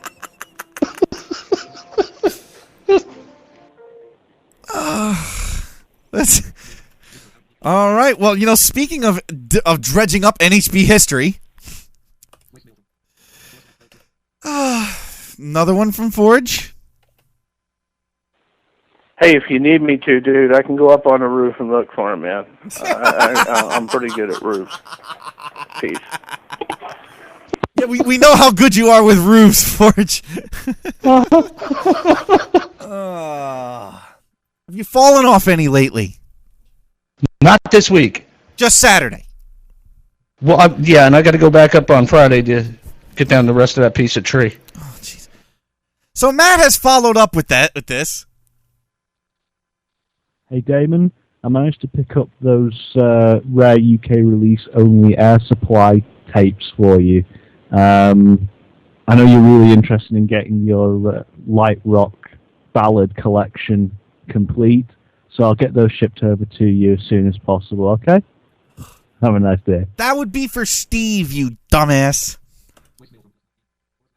And so now we're down to 10, folks. We're in the home stretch. Here's another one from Forge. Hey, listen, dude, I just wanted to let you know that it's going to be a little bit of a delay in the shipping of those tapes. Matt called. I got to send him some empty boxes. Hey, do you mind if I burn a couple of those Manilow recordings and the New Kids on the Block stuff before I send it up to you? I'm just curious. Peace. No, Forge, be my guest.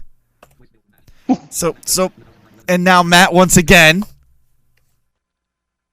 Hey, Damon, I hear you do a bit now where you listen to Skype voicemails. I just found out. Think I can get on it? I don't know. Probably a long shot. But, I think I've got things to say about stuff, and things, and shows, and people. Anyway, good luck with the show. Mosh Pit moderator writing in, yeah, Nightmare on Damon Street will have one actor, and the rest will be cardboard cutouts. Because they're too cheap to use animation. The cardboard cutouts will just stand there, and they will use one voice and just pitch shift it around.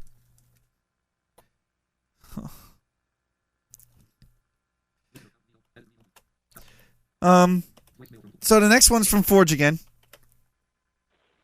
Hey, by the way, are you guys live? I had to once.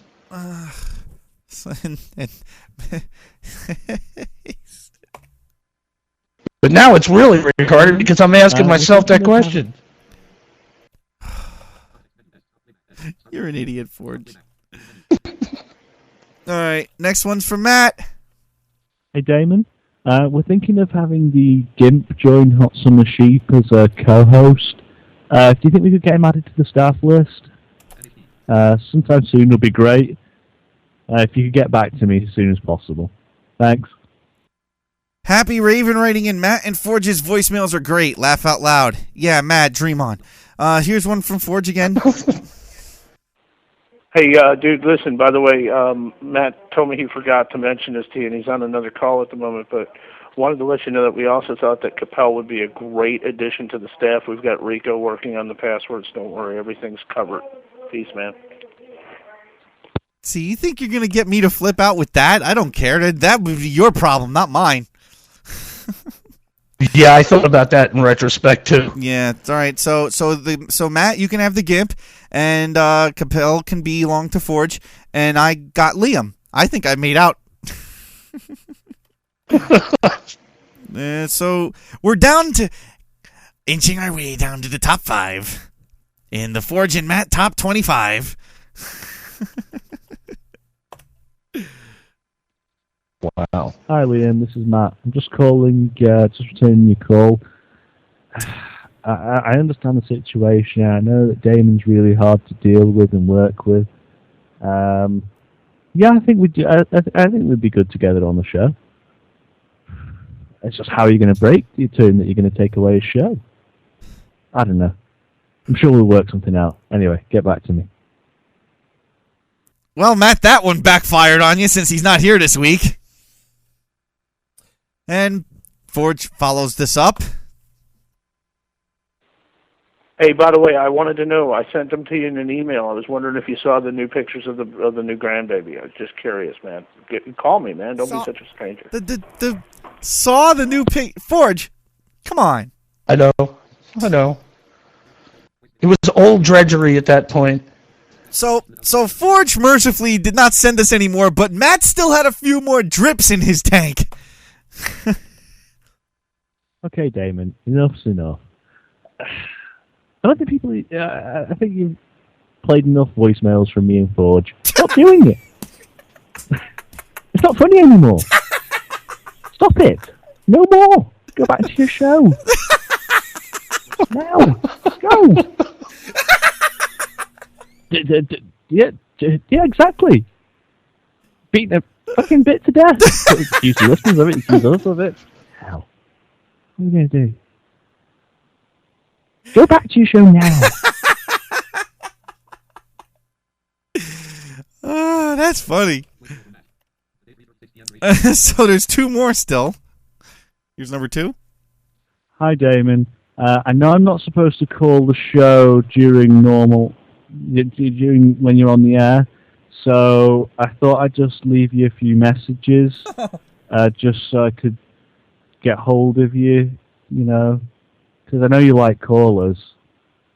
I'll call you back when I've got something to say. And the last voicemail was today at 3:36 p.m. Eastern.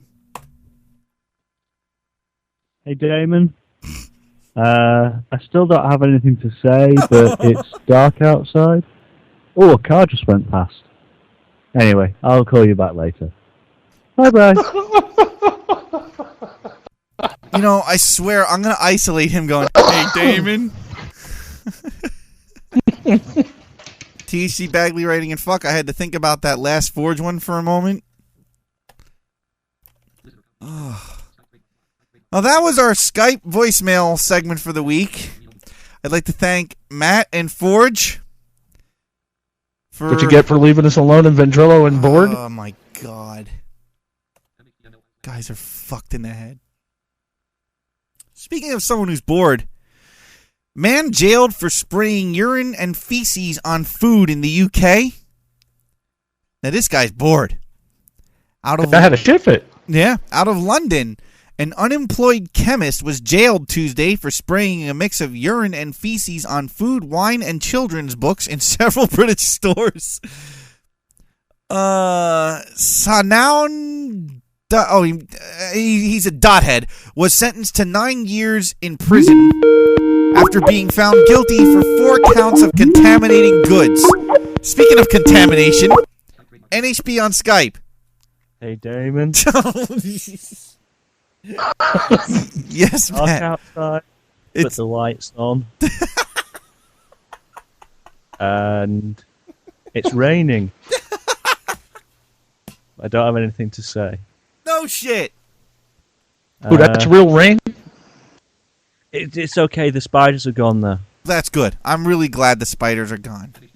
Beware the lizards if you ever want a career in pottery. Okay. Doesn't work without toes. Okay. Goodbye. Goodbye. That is Matt, host of Hot Summer Sheep Radio, which you can hear Mondays from 6 to 8 p.m. Eastern right here on the No Holds Bar Radio Network, where I'm going to proceed to Skype bomb him every 30 seconds this Monday.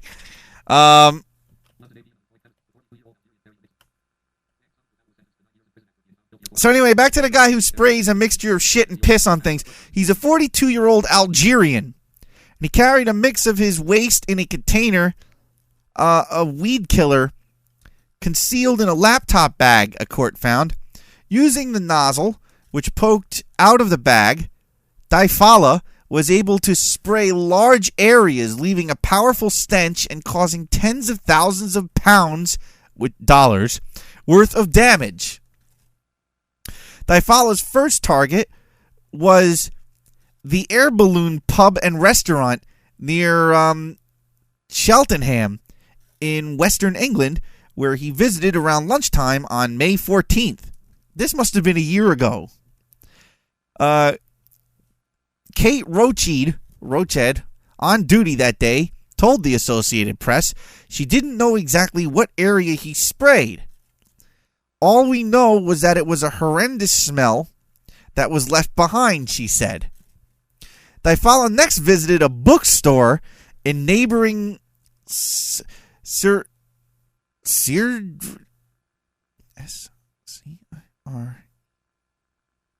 I can't pronounce the name. Dousing hundreds of books, most of them in the children's section. 2 days.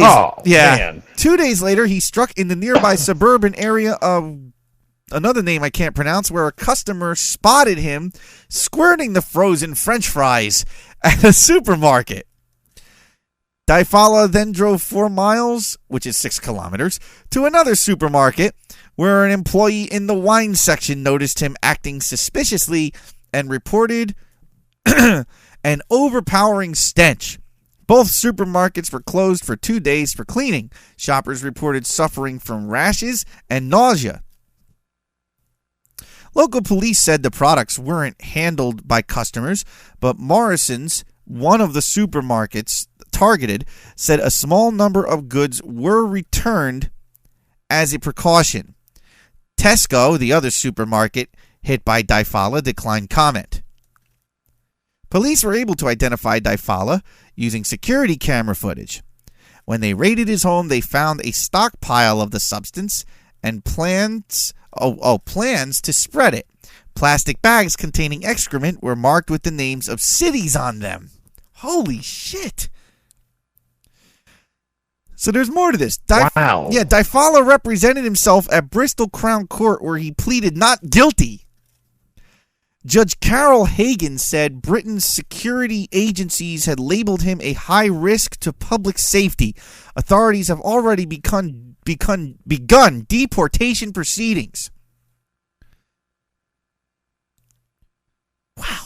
Wow, a mass pissing off by pissing on people campaign. No, it's a mix of urine and but I mean what I'm trying to understand is he pled not guilty.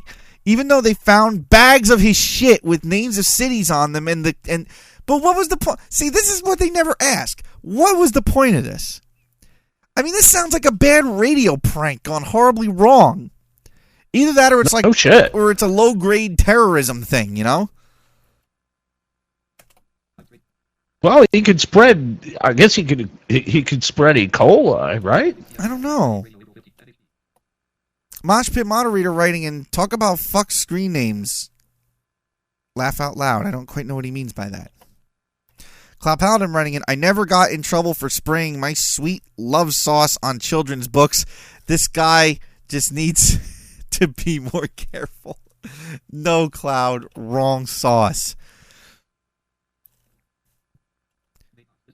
Cloud Paladin, of course, the author of the famous book Barney Rubs One Off. Right. Peener Slayer writing in, hey Damon, is it dark there? Peener Slayer, it's always dark here. But I'm not afraid of the dark. Could you imagine... Oh, by the way, an update, it's dark here too again. Yeah. Could you imagine a blind guy who's afraid of the dark? I mean, how does that work? Guy wakes up... Would you run screaming and running into things? I don't understand, but a blind guy afraid of the dark, what does he do? He wakes up and goes, ah! Ah! Ah! All day long? Fine when you're sleeping, right? I don't get it.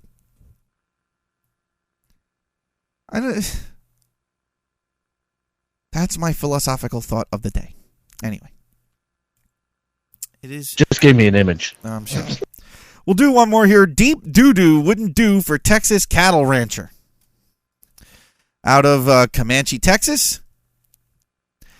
Max Stark figures cattle raisers can appreciate the name of his West Central Texas ranch and makes no apologies for the words in big black letters on the steel arch over the dirt and gravel driveway. The name's not exactly fit to print, but let's just say Deep Droppings Cattle Company. Oh, so it's called Deep Shit. or Deep Excrement Cattle Company. Wouldn't have the same effect. That has a ring to it. The 75-year-old rancher said. Oh, a ring of truth. Levon Stark, his wife of almost 45 years, chimes in. If you've ever been in a cattle business, You know, she added. Yeah, after all the manure. After all, it's why cowboy boots go up to almost your knees. That comes in handy in this part of the state where manure runs deep and cars are outnumbered by cattle haulers and rumbling along Texas Highway 36 in and out of Comanche, about 10 miles to the west of the Starks' 140-acre ranch. And I guarantee you the smell driving by there is just odoriferous. Yeah, if it wasn't for the smell, I'd open up my own cattle ranch. Full of bull cattle ranch. Yeah. No bum steer here. Yeah. And thus the name Max Stark gave to his operation 6 or 8 years ago after a tough day of herding and moving cattle and naturally stepping in it. As he tells the story, Wow. after the third trip one day with a hauler to the cattle auction, somebody asked where this latest load was coming from. A tired and dirty Max Stark blurted out a name that some now might consider a not-so-polite form of the economic situation of the nation. He has a dry sense of humor sometimes, Levon Stark, 72, says. I guess that's his wife. The name, like its namesake, stuck. Wow. The Stark sons didn't forget the comment and made him a sign as a gift. He just died laughing, his wife recalls. She asked him if he was certain he wanted to put it up along the highway. I sure do, he replied. Max Stark said that only really negative reaction came from one old lady at a Rising Star, which is a nearby town, about how sorry I was for putting that up. She didn't like it. I just let it go at that. Somebody once stole the sign in the middle of the night, so Max Stark just went to town and ordered new letters and made a fancier sign, flanked by silhouettes of cattle. It's a tourist attraction of sorts as people spot it and turn around to take pictures.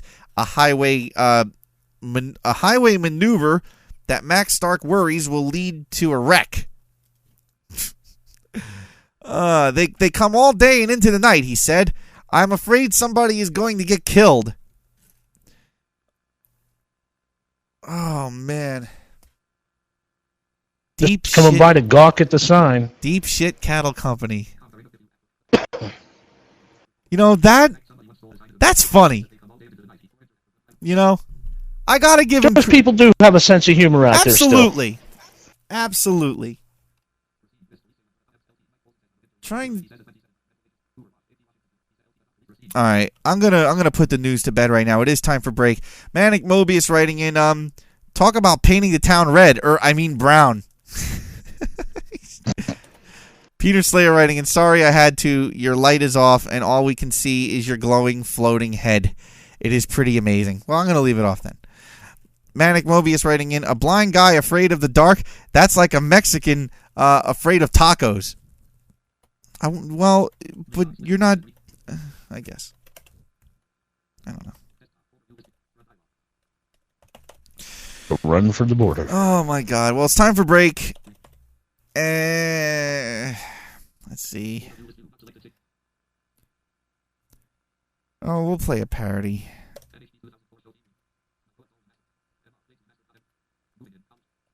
Just gotta find one. Oh, you know what? We're gonna play this one. We haven't played this one in a while. We'll be back with more No Holds Bar Radio.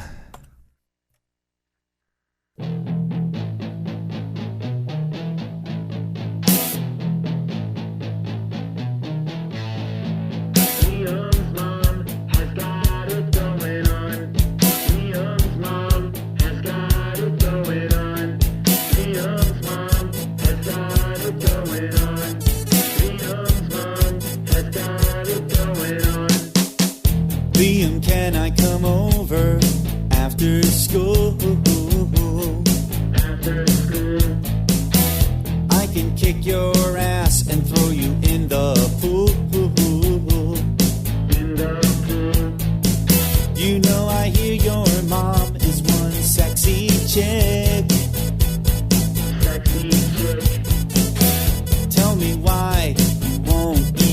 send us a pic. Now you kept this woman all shrouded in secrecy, but we've heard so much about her. Now come on and let us see. Liam's mom has got it going on. We want to see it, we've been waiting for so long. Liam, you can't see, but your mom is a hottie. I don't think it's so wrong to get a pic of Liam's mom. Liam's mom has got it going on. Liam's mom has got it going on. Liam, I remember calling you on the phone. Your mom picked up and said that you weren't home. Just hearing her voice left me in a trance. And a big wet spot in my underpants. Now I know this is just a little fantasy, but if I get your mom, I can be your new daddy. Liam's mom has got it going on. I want to see her in nothing but a thong. Liam, can't you see? Your mom gives me a stiffy. Is it really so wrong to want phone going from Liam's mom?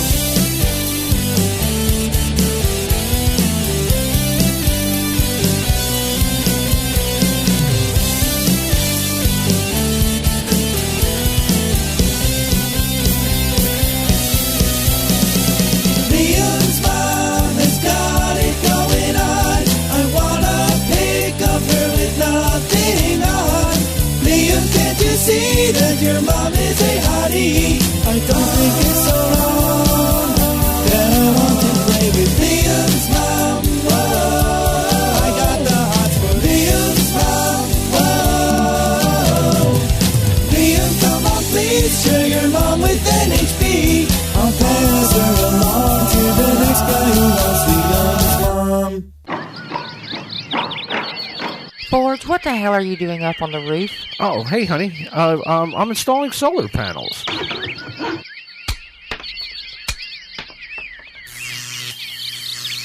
There. Now we'll have all the electricity that we'll ever need.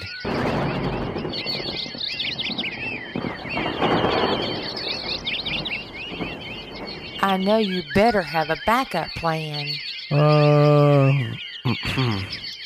Don't miss the last production every Saturday night at 8 p.m. Eastern Standard Time, only on the No Holds Barred Radio Network.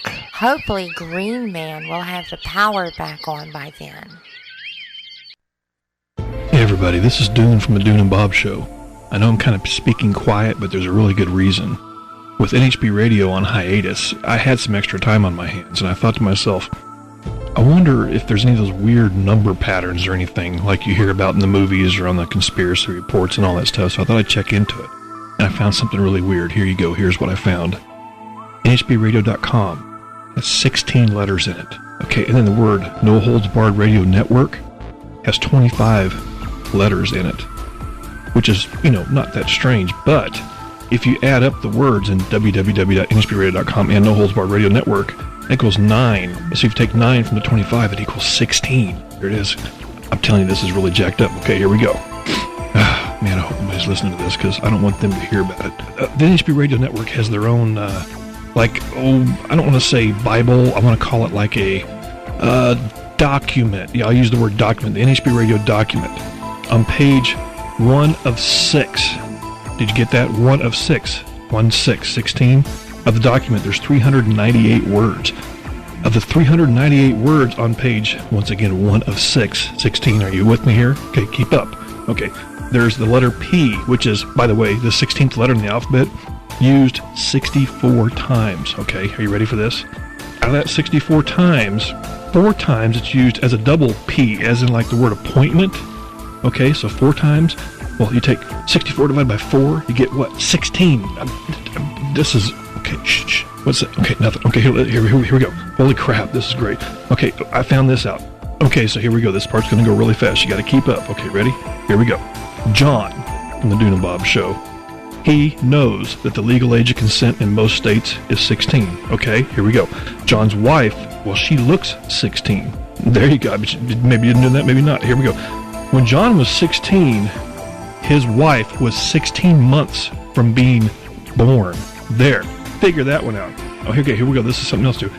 The number one show for people 32 and over by a margin of 2-1 is the Dune and Bob Show. So you take 32, age 32, divide it by the 2-1, 16. I can't make this crap up. Okay, out of the 16 months, there was an average of 16 NHB-related emails each day.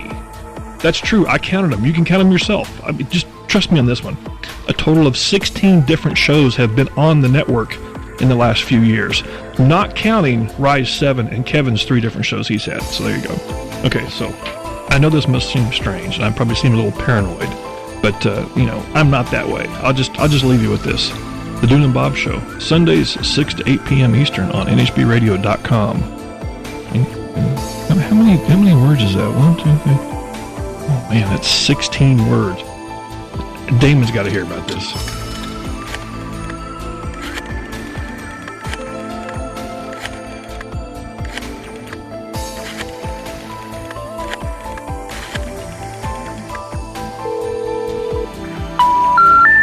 Sorry, your call cannot be completed as dialed.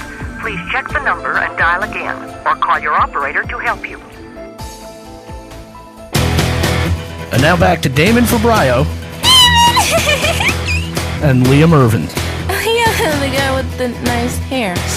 and the No Holds Barred radio program. Well, it's not Liam Irvin this week. It is. You owe me a gate, though. What? You owe me a new gate. How do I owe you a new gate? Because I think my child's voice just broke mine. Well, now you didn't warn me first. Now you know how I feel. You know? Anyway, 877. That's some powerful shit, man. Hey, that's your kid. Well, it's Loopy's kid, really. You just inherited her. Now you know why I stay out of trouble with Loopy. Cloud Paladin writing in came in during the break. A blind man afraid of the dark would be almost as bad as a nigger afraid of welfare. I was afraid you were going to read that. Yeah, you know I was going to read that. Anyway, 877-642-5483 is our phone number. And NHB Live through AOL and Skype. Contact at NHBRadio.com through Windows or MSN Messenger. THG Bagley writing in, you need to buy Forge a new hearing aid to replace the one that was broken. What? Exactly. Hey, dude, you thought you had problems with boxes a few years back? Yeah. How'd you like to be the mayor of Prince, let's see, I think it was Prince George, Maryland. Yep, Prince George, Maryland.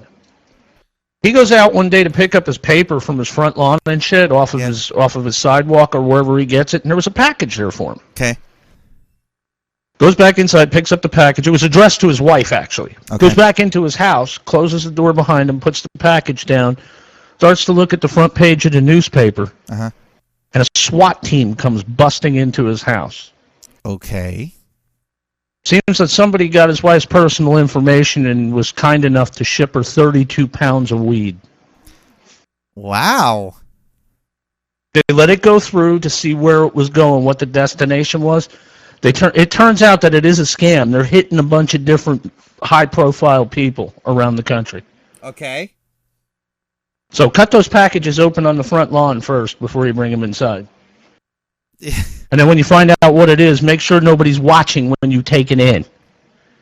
32 pounds of wheat Forge. That would be great for you. That'll last a good year. A year. Or three. Yeah, or three. 32 pounds.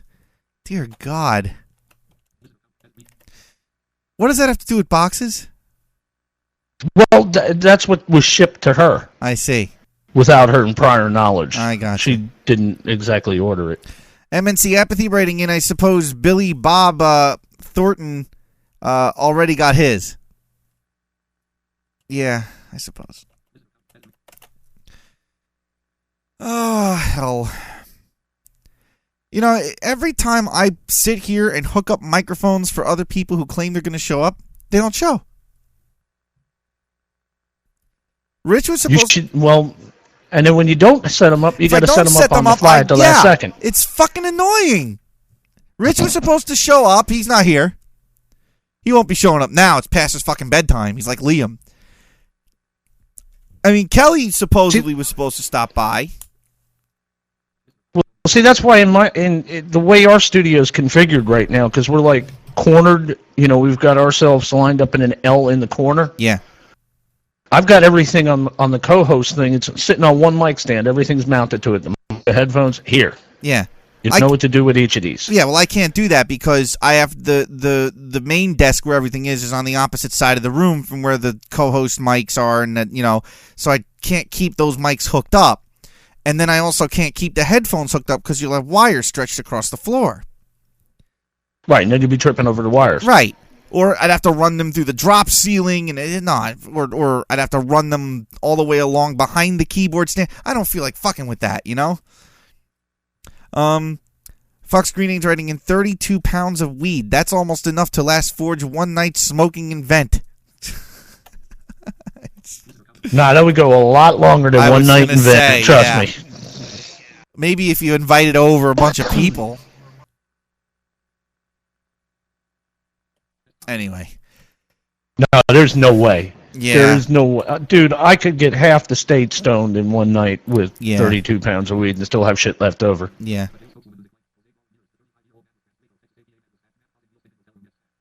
You hear about the, I think it was Northwest Airlines that Loopy was telling me about? Frequent flyer got arrested for trying to go to the can? No. Yeah, it seems he was back in like coach class and he wanted to go ahead to the business class because one of those snack carts was blocking the aisle and he couldn't get back to his. Okay. So the stewardess told him to sit down. They were flying back from Honduras and he had a reaction to some food. So, I mean, coming back from one of those Hispanic countries, you know, Montezuma's revenge hits on the plane. Oh. He gets up and tries to go anywhere. She throws her arm up. Now he's under arrest. He's doing 2 days in jail. Great. When you got to go, you got to commit a felony sometimes, I guess. Yeah. I'm looking...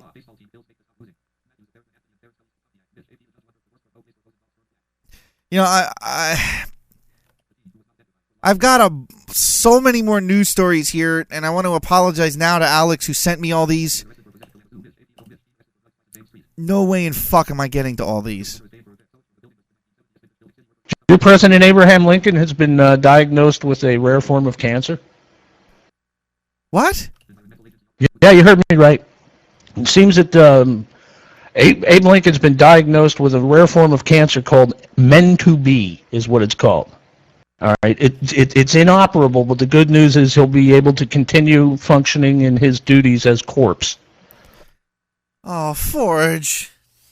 No, it's true though. They believe that he had this rare form of cancer, which explained that it said that actually would have killed him not 1 year from when he was assassinated anyway. Oh, so it wouldn't have made a damn bit of... Well, he would have probably been out of office by then. Well, no, he would have had... Well, I don't know if that would have been the end of his term. He was killed in 1863. So, yeah, that would have been 1864. They would have been in the midst of the election. Yeah. So, how much does that suck? You know, if you think about it... If you think about it, in the 200 plus years of our country, both 60s decades, the 1860s and the 1960s, had serious upheaval and a presidential assassination and a war. Who was the other one? There was a third president that was actually assassinated while he was in office. Was it Harrison? No. I don't remember. T.H.G. Bagley. Yeah, the two key ones. Yeah. Lincoln and Kennedy, of course. T.H.G. Bagley writing in, did you know Abe Lincoln was the first United States wrestling champion? No. Nor do I care. I saw some drawings, like pencil etchings of him, like tore up T-shirt and shit out Are you? wrestling. Come on. No fucking. Yeah, they're in history books.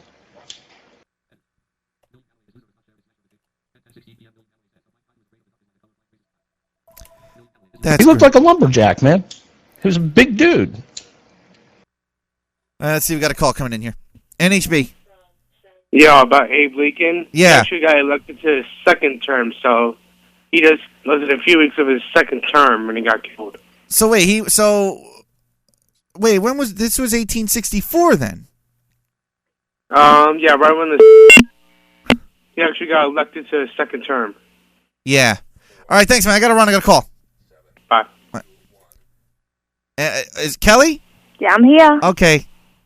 All right. Forge, read messages or something. I got to take a few seconds to open the door. Okay, that's fine. All right, I'll be right back. Of course, there's no messages, is there? Well, no, there is. THG Bagley writes in and says, well, no, you know. No, I didn't know, you know. You know, Ho Ho Ho's wrote in and said, sorry, man, they're letting out the crap. Try to hit up divorce court. No place for... What? Fuck? What? Not making sense, dude. It's way too much shit, dude. Nate writes in and says, presidents assassinated in office. Abraham Lincoln, James A. Garfield, William McKinley, and John F. Kennedy. We had 4 of them then. Garfield was the one I was trying to think of, but I guess McKinley is also on the list too of shot. Yeah, Virgin writes in and says, confirms William McKinley too. And that's a wrap on the messengers. Yeah, all right, hang on. I just got to get, because I thought Rich was showing up, and the fucker isn't here. So I got to plug Kelly's headphones in. The mic's already set up. I discovered by listening to last week's show that she spent the entire show talking into the wrong end of the microphone. So we'll see if we get it right this week. But wait, she's a lead vocalist. Yeah, but I have that condenser. You could talk into the wrong sides of them, you know. Oh, yeah, like mine. Yeah. Very directional. So let me know if those are too loud. So while you're getting her set up, what do you think of Obama's new dog, man? I hope it bites him. No, he got a Portuguese water dog. Here's what I find funny about this. They got this Portuguese water dog from the Kennedys. Care. Dude, yet it says that when the dog was over there, no pissing on the rug, it was fine, it wasn't chewing on the furniture, no humping any legs. Are you sure this came from the Kennedys? Oh, nice. You all set there, Cal? Just about. All right. You should... I learned my lesson from last week, and I'm going to turn you up like that. Pull that thing nice and close. Pretend it's a dick. Well, I just had to grab my glass dick. Uh-huh. Peter Slayer writing in, who is Kelly going to do the sexy voice for this week? Yeah, Liam's not here. No, Liam? No, Liam. You wore him out. Aw. No, his computer is fucked up, so... We got the old man here. The old man? Yeah. This is Forge. Yes, Forge, the one that saw you guys at the Cup. Yeah. Who's that again? This is Forge. Oh, Forge, what's His up? real name's Bart, but we What's don't call happening? him that. What's happening? I met you at the Cup. At the Cup, the infamous Cup. Peter Slayer writing in, if anything has Portuguese in it, it humps legs and drinks nonstop. Then Hellboy writing in, Lincoln got reelected March 4th, 1865, and got killed on April 14th, 1865. God, that's gotta suck. And as it turns out, he would have died a year later from a rare cancer. So He was screwed either way. oh man, was he fucked or what? So let's see.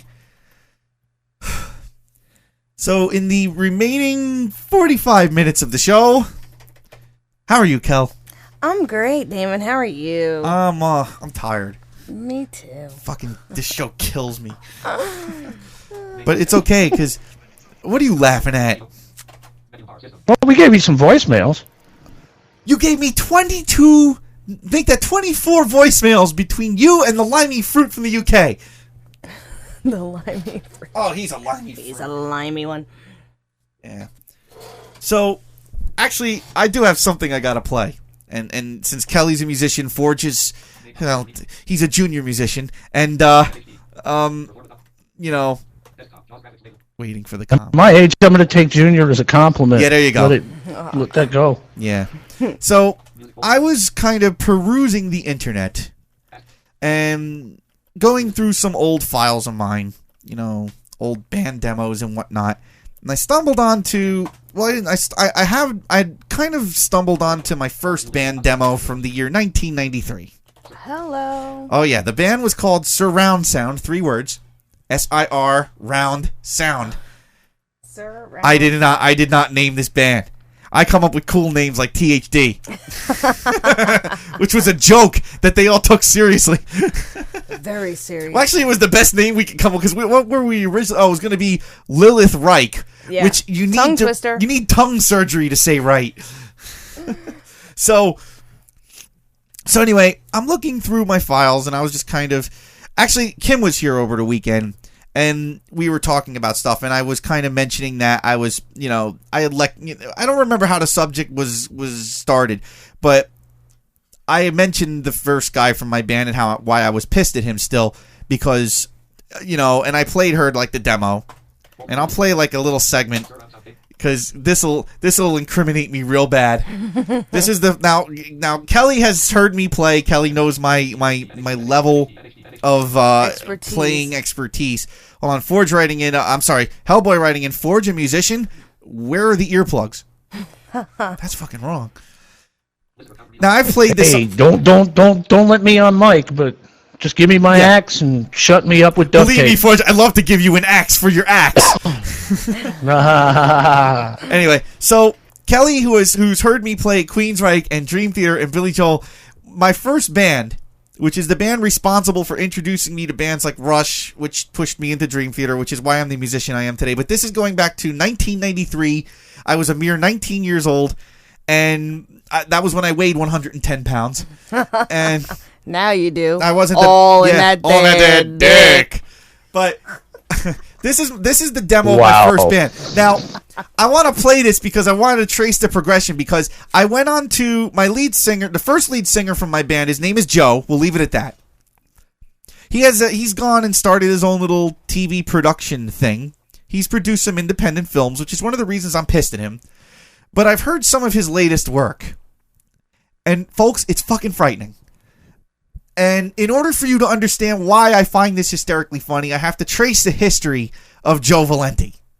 And yes, I gave his last name, because his production company is called Valenti Vision Films.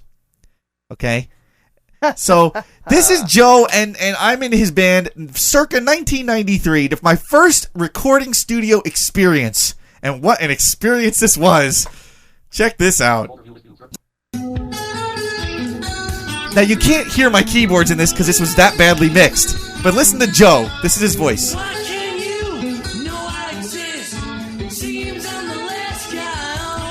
He sounds like Bryan Adams before puberty. Sounds like Bryan Adams taking a dump. Yeah. It sounded like Bryan Adams back in '69. Right. This is called Baby What You See Ain't All That You Get. We're still waiting to see the rest of it. Now, now you don't hear keyboards in this at all. The drum, yeah. Go ahead, Kel. No, what's excruciating? Yeah. This is my first band. Okay, now here's this is a 3-song demo. This is the ballad. Damon, be glad that they can't hear your keyboard playing any of this. Then you complete the 5th. Be like, oh no, I wasn't in this band. I wasn't a part of this. Now listen to how loud the drums are here. Oh, lovely. Woo. Welcome to those nice 1980s drum triggers in 1993. While what's on the top of the charts is Nirvana and Soundgarden and Snoop Dogg, we're doing Journey power ballads with Bryan Adams after he had his nuts extracted by a wood chipper. Did you say REM? Yeah. Now, those of you who listen to NHB Automation, this is the song that appears in Automation with NHB clips all over it. But this is the song without the clips. You hear drums and bass and vocals and a mid-range mess of badly tuned acoustic guitar and a $900 keyboard from Sam Ash. And very monotone vocals. Yes, very monotone vocals. I was not doing backing vocals anywhere on this demo. Now, I'll spare you. This is the best song on the whole demo right here. It's called Midnight Girl. Ignore the lyrics, okay? So, you actually kind of hear my keyboards here. I'm your good little 80s keyboardist. Just play your chords and shut the fuck up. You might be heard by accident because the guitar player is not playing. So, I'll skip in because I'll play you the best part of this song. Oh, wait, I can't because I'm in the wrong window. Alright. So, is this the bridge? Yeah, here's the bridge. This is where the rush creeps in. And I get a keyboard solo. That they buried in echo, so you have no idea what I did. Now, Joe... Oh, I remember why we did this. Because this song... Actually, all three of these songs, in some form or another, appear on Joe's website. Oh. Okay, now watch this. Alright. I'm going there now. Okay. And it would help if I... Why is this asking me for a password? You just logged off. Did he remix them at least? I logged off of what? You locked the computer. Oh, I did? I locked my computer. That's fabulous. What was that, Forge?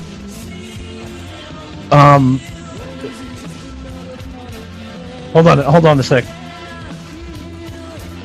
Why? He's putting me on hold. It's a show. I'm sorry. Thought I had an issue on my end, but I don't. It's all good. No, I locked the computer. I had a little bit of a Bytor in the Snow Dog feel there to it for a bit. Okay, so now mine. If you want to follow along, it's ValentiVisionFilms.com. VALENTI VisionFilms.com. You go to the music section. Okay, now Joe had asked me. Now I quit the band in 1994. I'm sorry. Because we had gotten rid of the drummer because the drummer wasn't showing up to practice and canceling practice a lot and, not practicing. And he sounded like a flailing epileptic on the drums lately, So we fire him. We get this substandard drummer who can't play half the shit that's on the demo. And Joe wanted to go in a more commercial direction. And me and the guitar player wanted to play progressive rock. So, and then the last straw was when Joe took my keyboards down to his house after I told him not to. From my college apartment. So I went and got my stuff and quit. Okay? We end up putting the band together without Joe. Does this sound familiar yet, Kelly? All the four original members of the band put a new band together called After Image and replaced the singer. Okay?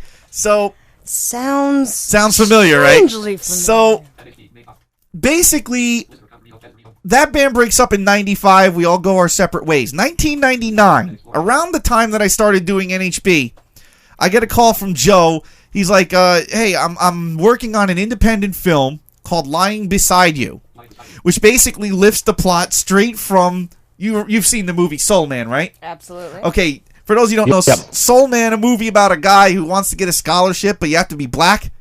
So he makes himself black through some tanning thing or another.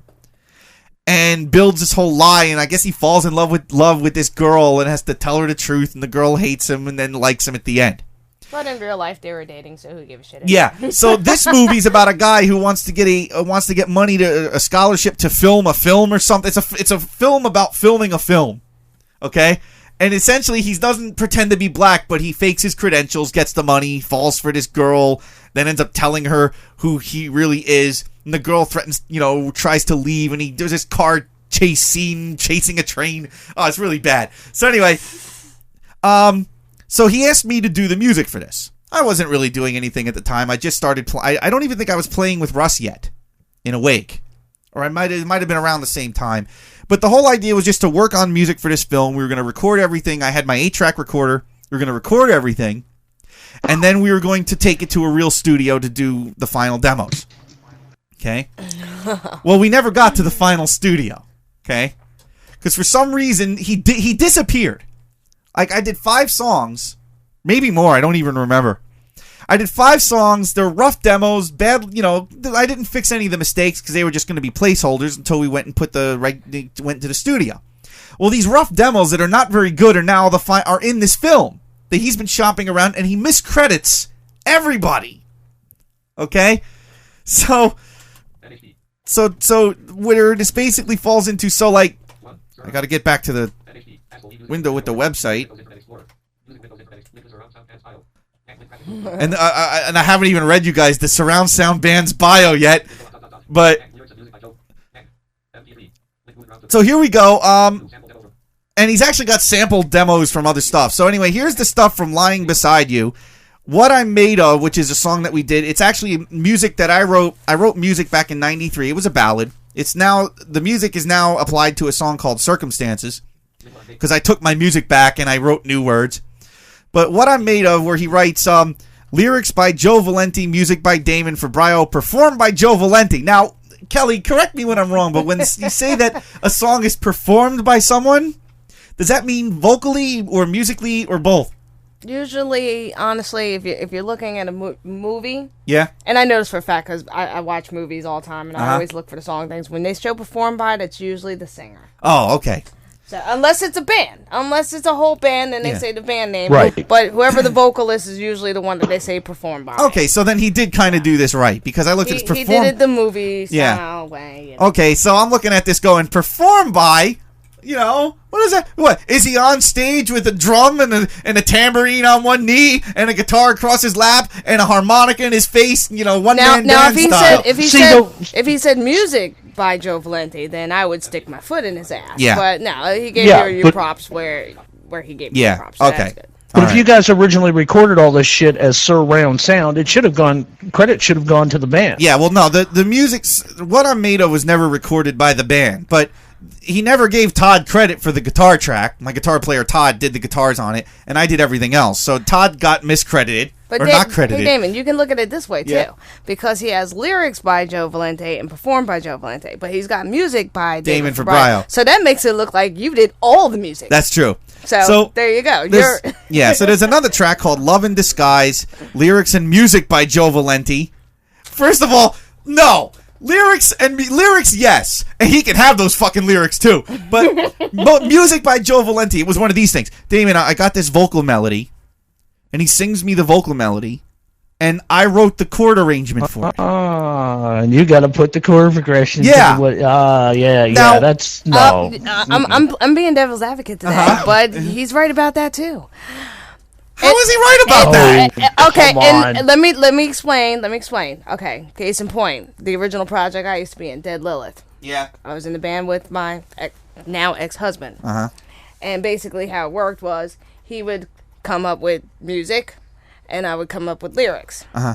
But there are a lot of times where I would come up with, well, hey, I'm thinking this in my head, and you hum something, or well, you know what? Take that music part, cut that out, and try something kind of like this in there and there. Like, give it a breakdown here, do it in that. And, yes, in essence, that becomes music by you also. It's not he didn't... If the person didn't strictly just do it by themselves, no help, nothing, and stem. But if you put your 2 cents in, I mean, him singing you a vocal line, I mean, that would be like me.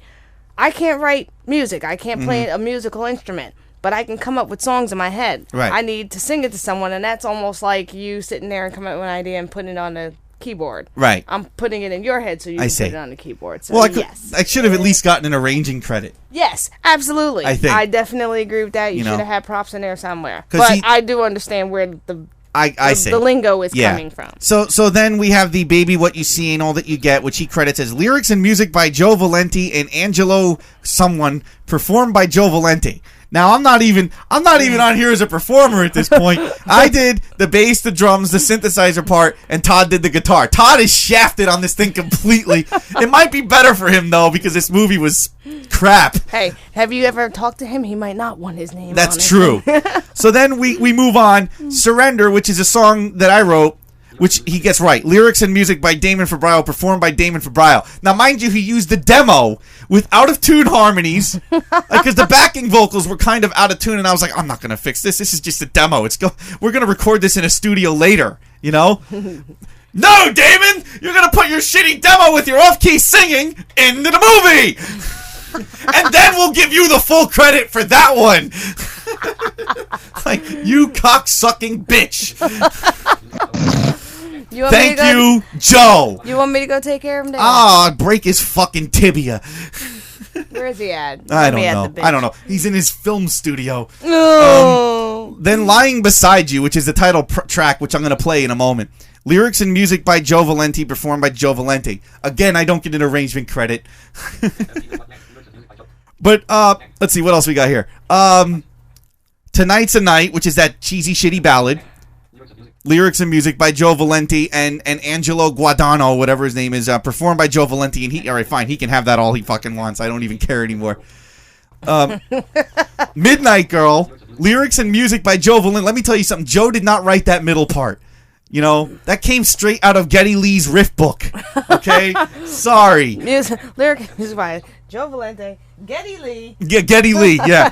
Now there's an instrumental thing called the Happy Song, and here's where Todd gets his credit. Written and performed by Damon Fabrio and Todd Costello. Now the Happy Song was supposed to be the song played somewhere in the background, and by this point we were so fed up with the project that we tried to make it suck on purpose. And it wasn't that hard to do. We wanted the music to match the movie, I guess. If you want, I think I can download this so you can hear it. Hang on. Oh, wait till you hear this, Forge. Probably the worst thing I think I've ever written in my life. And he puts this on the website. You're taking ownership of this. Yeah, I have to. Like I said, I stopped caring. You know? I stopped giving a shit about this. So this is what... Oh, my ears are ringing already. Dude, I don't even know what's wrong with the left channel. If you're hearing this... Yeah, what is that? I don't know. It's not what I did, I'll tell you that much. It's like the... It's like tape had underwater. wrong with it. No, but it was all digital. Oh, really? It was all digital. Oh, this wasn't real. It was like he ran this through noise reduction from hell on one channel only. I was thinking it was real. Was this when maybe you- the tape melted or something. No. Was this when you went by Bubblegum Fabrio? Bubblegum for no. Like I said, I was just trying to make this suck at this point because everything was going wrong with this movie. Wait, let me see if I can... Hold on. Did you hear that? What? Oh, you missed it. I heard the crack, yeah. You heard that was my elbows. Damn. Sounded like a gunshot. So, here, I'm going to play the title track from this movie. Because I want you guys to get a good imprint of his voice. Oh, the last imprint that I got was pretty... No, because you need... there. Yeah. Now, this is the title track from the movie. Okay? Keep in mind, this is around 1999, 2000. Okay? His songwriting has not improved much in 6 years. I'll tell you. Neither is his vocals. Yeah. Oh, but he's definitely changed his style, as you'll hear in just a moment. Sounds like Video Vamp if he had any sense of tonality. You're giving that boy credit. All right, now, sadly, that piano playing you hear in the background is me. Oh, Damon. Yeah, I know. You're forgiven for your sins. Well, I was bored. I had nothing going on, you know. Hey, you know what? All of us desperate musicians have done some stuff. I wasn't desperate. It was like, hey, you know what it was? It was like you were desperate. Nah, it was a walk down memory lane for me. It was you were desperate, Damon. Listen to what I'm saying. Anybody ask you were desperate? Yeah, I was. Yeah, you can hear it in my playing. He offered to buy you some food. Yeah, that's it. And a case of soda. Starving musicians will do anything. Yeah. Hey, I played 3 bar mitzvahs. Yeah. Now I actually have a backing vocal in this song. Oh shit. Where is it? I actually developed a very nice style from playing those bar mitzvahs for being able to play the stroke. Yeah, great. Now, this is when I was first working with 8-track recorders, so for me, this extreme panning was fun. Like, you hear me in stereo in the left speaker. That's great, because you can just shut him out of the Yeah, right you can just speaker. pan him. Yeah, exactly. And, of course, in a ballad, this solo fits perfectly. Oh. See, it starts out all nice, and then the caffeine kicked in right about here. You know, Damon's like, I need TB for my bunghole. I need TB for my bunghole. It's like this song needs some life in I it. am Cornelio. That's like 16-note run. Sounded like a fly flew in on the upper register of your keyboard and you were chasing them around for a second. Pretty much, yeah. So now, this is 1999. So I'm looking on his music page as we speak. Okay.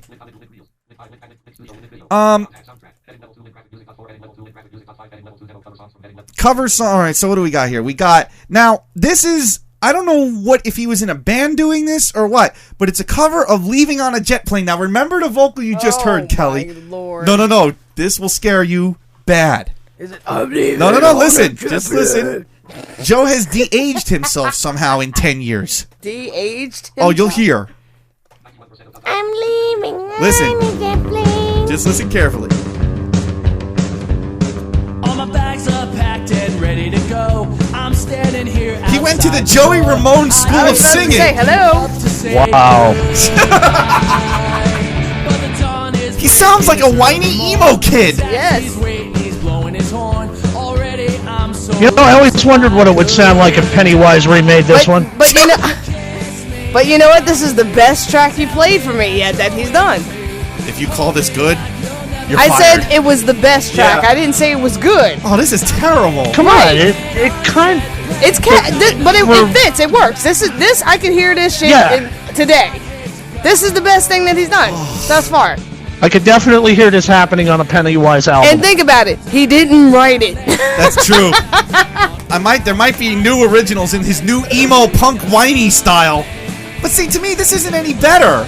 This is like, okay, I'm still not being original. I can dig this. I'm digging it. You're digging this? Yeah. This is terrible. No, because I like the Ramones, though. I'm all into this punk stuff. It's all flat. There's no vibrato. But that's the whole point of this emo punk know. thing. It's not supposed to have any style to it. Well, That's why it's good. When he tries to be serious, he sucks.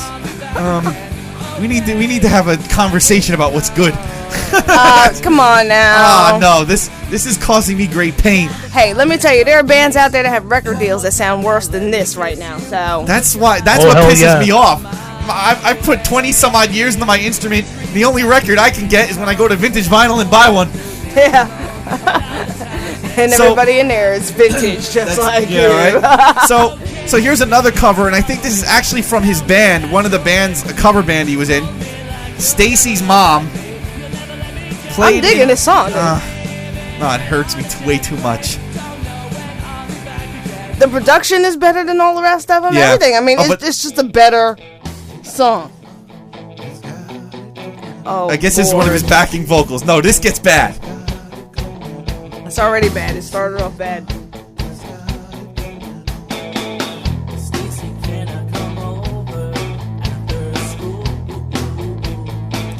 You know, my parody of this is better.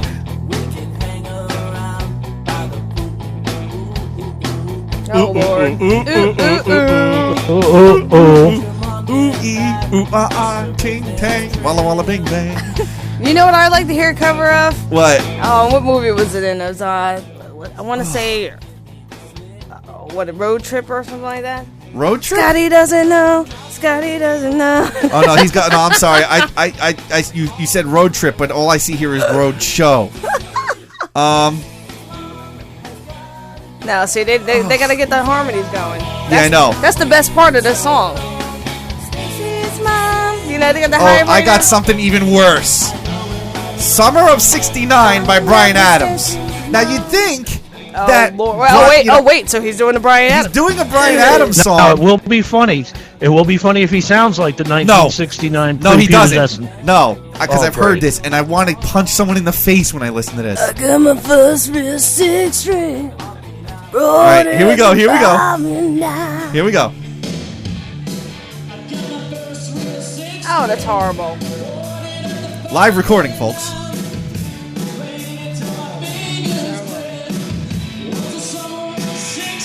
Do I know this guy? No. If you do, I laugh.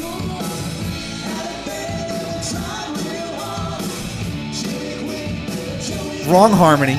Yeah.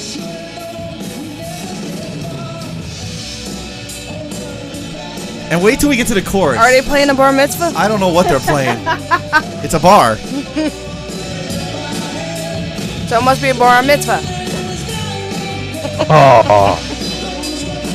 I know that was cheesy, but I'm not drunk yet. I'm raiding Damon's refrigerator. Great.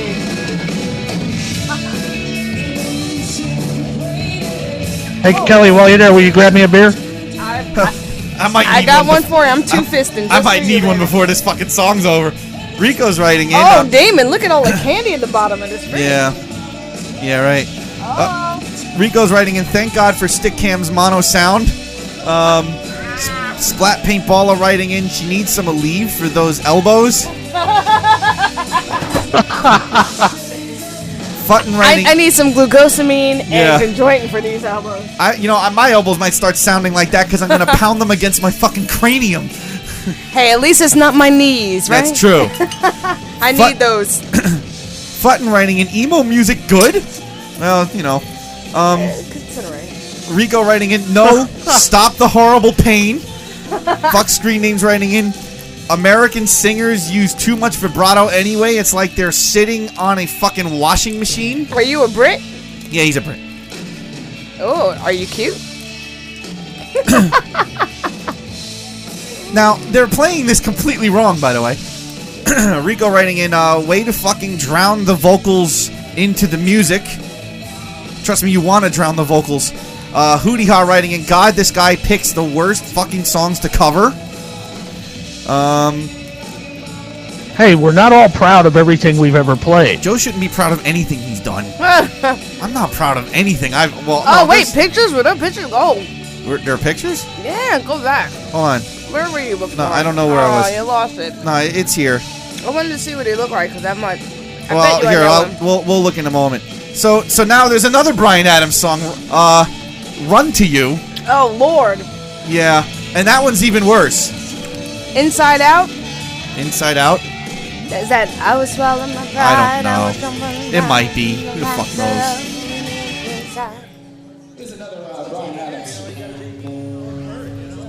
Is this the one? I think this is the one where I actually can hear the keyboard player and wish I didn't.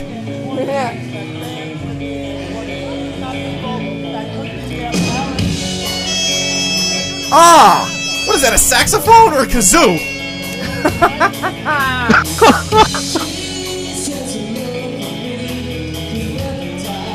Just sent my dog running across the room, whatever the fuck it was. Yeah, that's better. Vocally.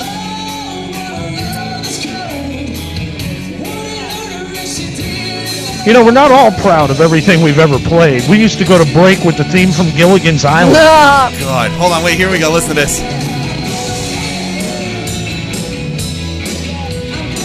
Ow, ow, ow. Is your wife beating you up again? No, ow. No, he did with the change. Oh. Yeah, the change was bad, but the verse wasn't. Yeah. Futton's writing in, her elbows sound like my knees. Ankles, shoulder, neck, and back. What is this? Hands, elbows, knees, and toes? This is geriatric day. We're all feeling it, man. Yeah. Now, he also has a recording of Right Now. It's only 1 meg in size, so this can't be very long. That's like, right now, okay. Hold on. Is that like my Oh, no, wait. Is that it? Oh, wrong song. Oh, I thought it was Right Now by Van Halen. Oh, my God. It's over now. Oh, my fucking God. I like this song.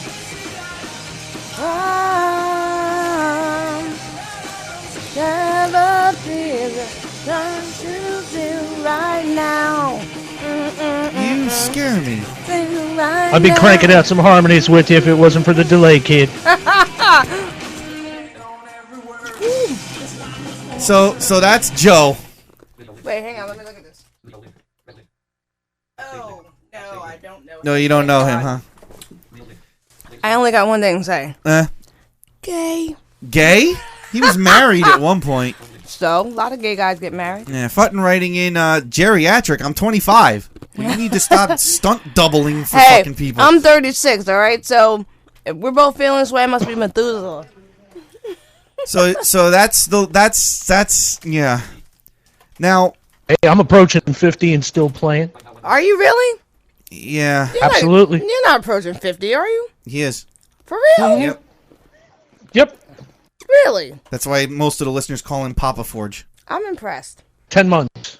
10 months. Yeah. Wow. 10 months, I'll be 50. Bless you, brother. Bless you. Now, in comparison, I mean, you know, if we want to get into covers. Damn it. I just rolled an M&M under your desk somewhere over there. That's all right. I'll find it in 4 years when I pack up and move out. Now, let's see. What's the last thing I did? Oh, that's respectable. It wasn't a green one, was it? No, it was blue. Okay.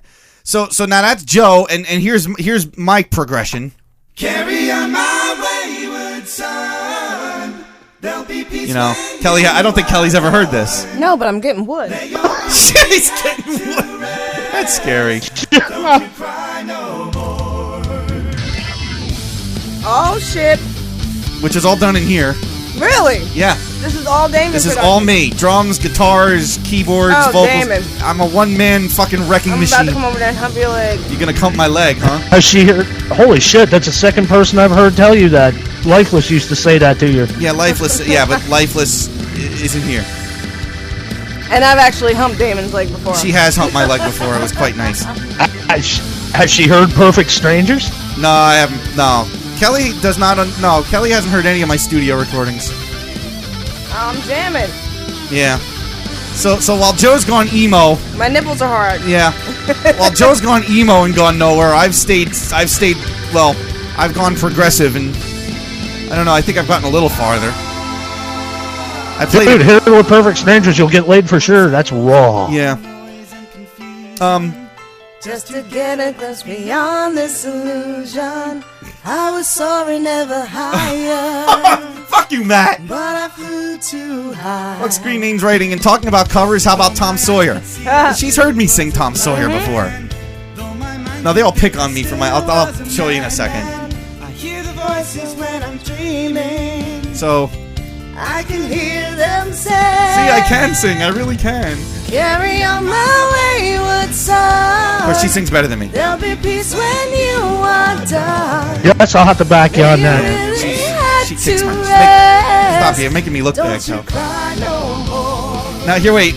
Now I'll scare you. Well, first of all, the solo. You will always remember. Yeah. Oh.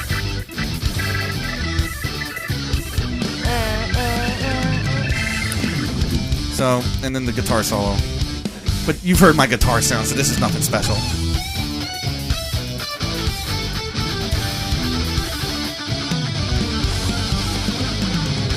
And then, of course, the part that really counts.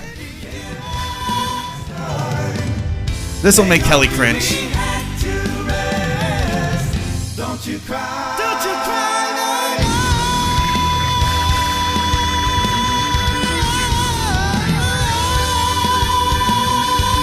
Damon, that was sweet, bro. Yeah?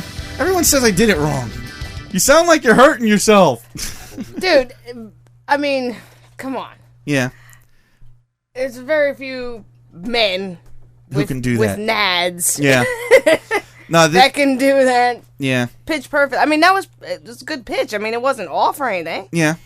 That'd be So great. this is the one that everyone picks on me for. This is like years ago. This is like 02 before I met you. But I'll play you the part that they all ripped me on. Come on, where is it? This is the part, like, this is infamous. There are NHB bits about this high note. Right here. What do you say about his company? What do you say about society? Got I wish I still had the promo because it was Liam actually. He's like, "What's more painful than listening to Damon Fabrio sing Tom Sawyer?" Play that again. What was wrong with it? I don't know. I don't know what was wrong with it. I'm not kissing his ass, but what's wrong with it? You know, I don't know what's wrong with that. There was nothing. There was nothing wrong with that. That's what I thought, and everyone. See, now I feel vindicated. What do you say about now the night that I had. What do you say about society's the right note? He did it. I mean, what's wrong with it? Now, the night I heard you attempt to hit that at Jammers, however. Oh, that was probably not good. He needed somebody to Shattered hold on to my- his nads. He shattered my beer. Sorry. Futton writing in, yeah, life's rough on you when you crash your bike into some woods. What, the whole wood? And I don't mean motorbike. Well, you know. But if I were less lucky, I'd be dead or in a wheelchair. That's all Futton. Hellboy writing in, Damon, can you still hit the high E at your old age? Yes, he can. Yes, I can, because I have to do all the high harmony parts in Queen of the Reich stuff. We keep him nice and They oiled keep me up. nice and lubed. and then, so now Forge is trying to get me to play you this. Again, all done in gear. I'm liking the panning action going on up in here. Well, that's an organ sound. Yeah, but you got it like it's switching headphones left to right, left to right. What are you doing over there? It's crazy panning action. It's the organ sound. That's the Leslie cabinet, yeah, right? simulating a Leslie cabinet. I'm getting high. Yeah. I feel like I'm spinning around on the sit and spin. This is the heaviest song I have in my arsenal right now. Oh. The vocals could be a little better, but you know.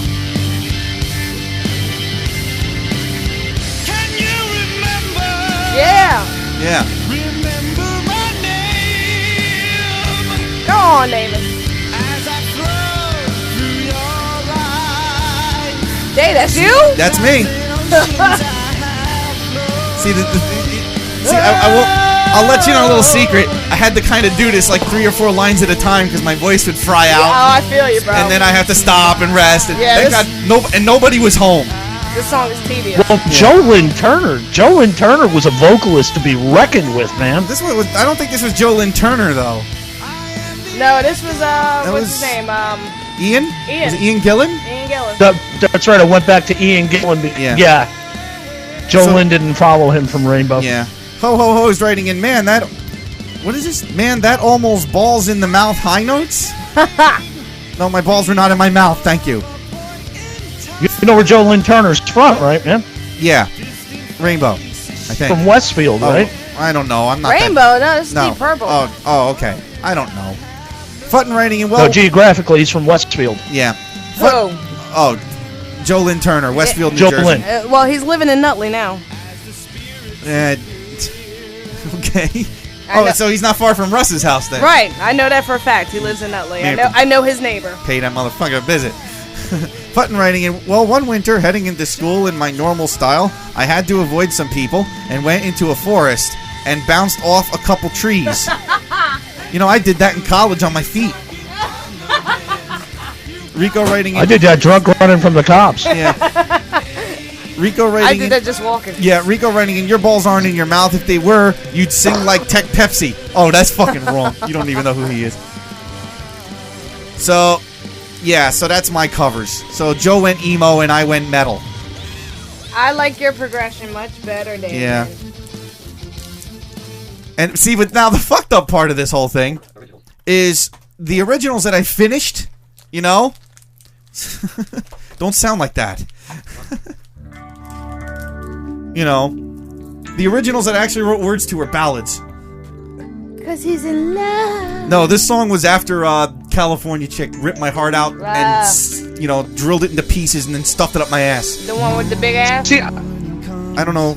She didn't have a big ass. See, I've always had the same problem. That was the Everything one that that come was the out one sounds that I all said I would love hit, song. right? Yes. Yeah, she had a big ass. She was hot. And we don't talk anymore. Kim's better. Kim's better? Much better. Well, that's true.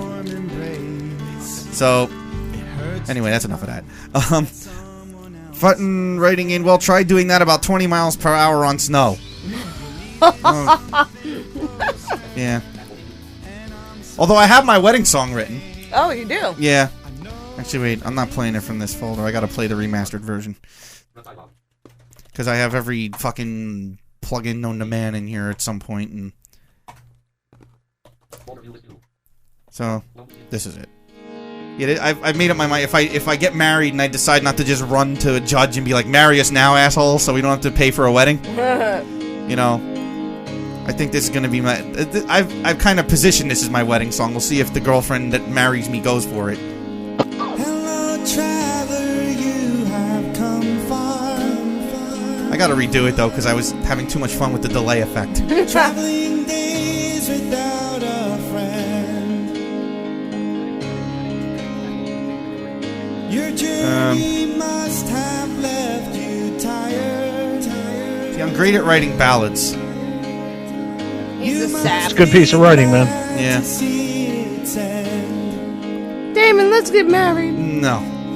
Oh, and do me a favor, by the way, dude. Yeah. Don't relinquish control. Any bit of control that you or your fiance at that point in time have in your life by having a big wedding, run away to the judge. Yeah. Otherwise, every relative in your life becomes a controlling Go force. on a cruise or something. Yeah. Do you know when I got married, me and my husband, we were looking for the cake, and we decided that we both like ice cream cake. There you go. So we wanted to have a freaking Carvel ice cream cake. Do you know how much shit both my parents and his parents gave us? You're gonna have ice cream cake as your cake? Well, it's no longer your wedding. It's my freaking wedding, and I want ice cream It's cake. no longer your wedding. When you announce you're getting married and you invite people, it's their wedding, and you're just becoming their bitch. Not to mention that me and my husband paid for our wedding. Our parents didn't pay for our wedding. They paid for the photographer and the DJ. Other than that, that's enough. It was my wedding. If I wanted ice cream cake, I was having ice cream cake. Yeah. You know what my most common call was when we announced that I was getting married the first time from all my relatives and friends that we invited? What? I get a call. You're having an open bar, right, dude?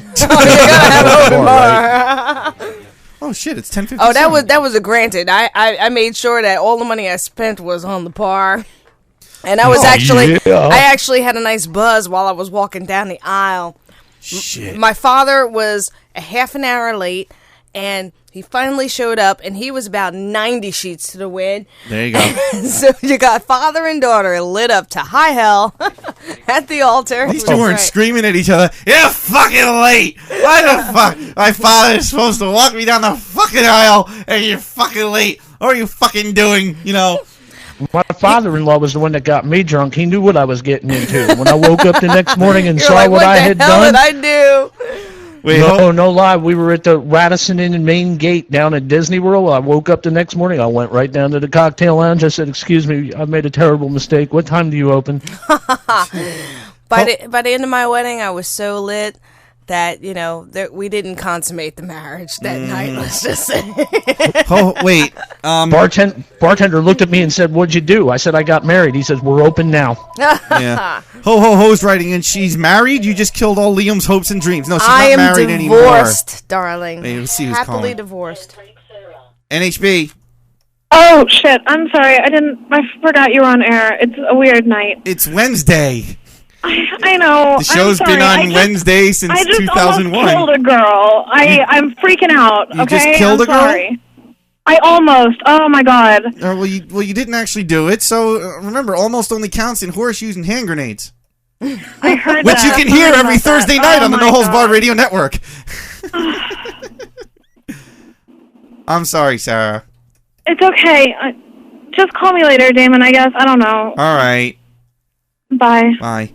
It's Damon Fabrio, psychologist to the weird.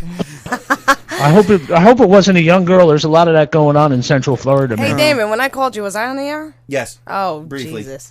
So now I know. Yeah. So when I'm like, Damon, I'm coming over with the drugs. No, when you called before, when you called like at 6 whatever, Right. you weren't on the air. Okay. So it's 11 o'clock Kelly, you got now. give me about 2.5 hours to catch a flight, okay? After a call like that. Right. So I got the goods. Yeah. So then on the way, man. On the total other end of the scale, you have the music that isn't finished, which I got to figure out what Rich isn't writing lyrics to, so I could burn CDs for you, so you could write lyrics to it. Thank you. But this is we got to end the show anyway. So we'll end, instead of pulling something from the stupid production library that no one gives a shit about, we'll end talking over one of mine. And just so everybody knows, since I've been here, Damon has been toe humping my headphone cord. Yeah, I have. It's the only love He's I get. just rubbing it all in between his toes there. What? So what? It's like, oh, yes. It's a nervous habit. I fidget a lot. Oh, I didn't fidget. And as a result, she's getting an ear job. Yeah. So, yeah, I played this for John. He's like, oh, we got to do this. I'm like, yeah, I got to wrestle it away from my cousin. But he ain't writing lyrics to this yet, so fuck him.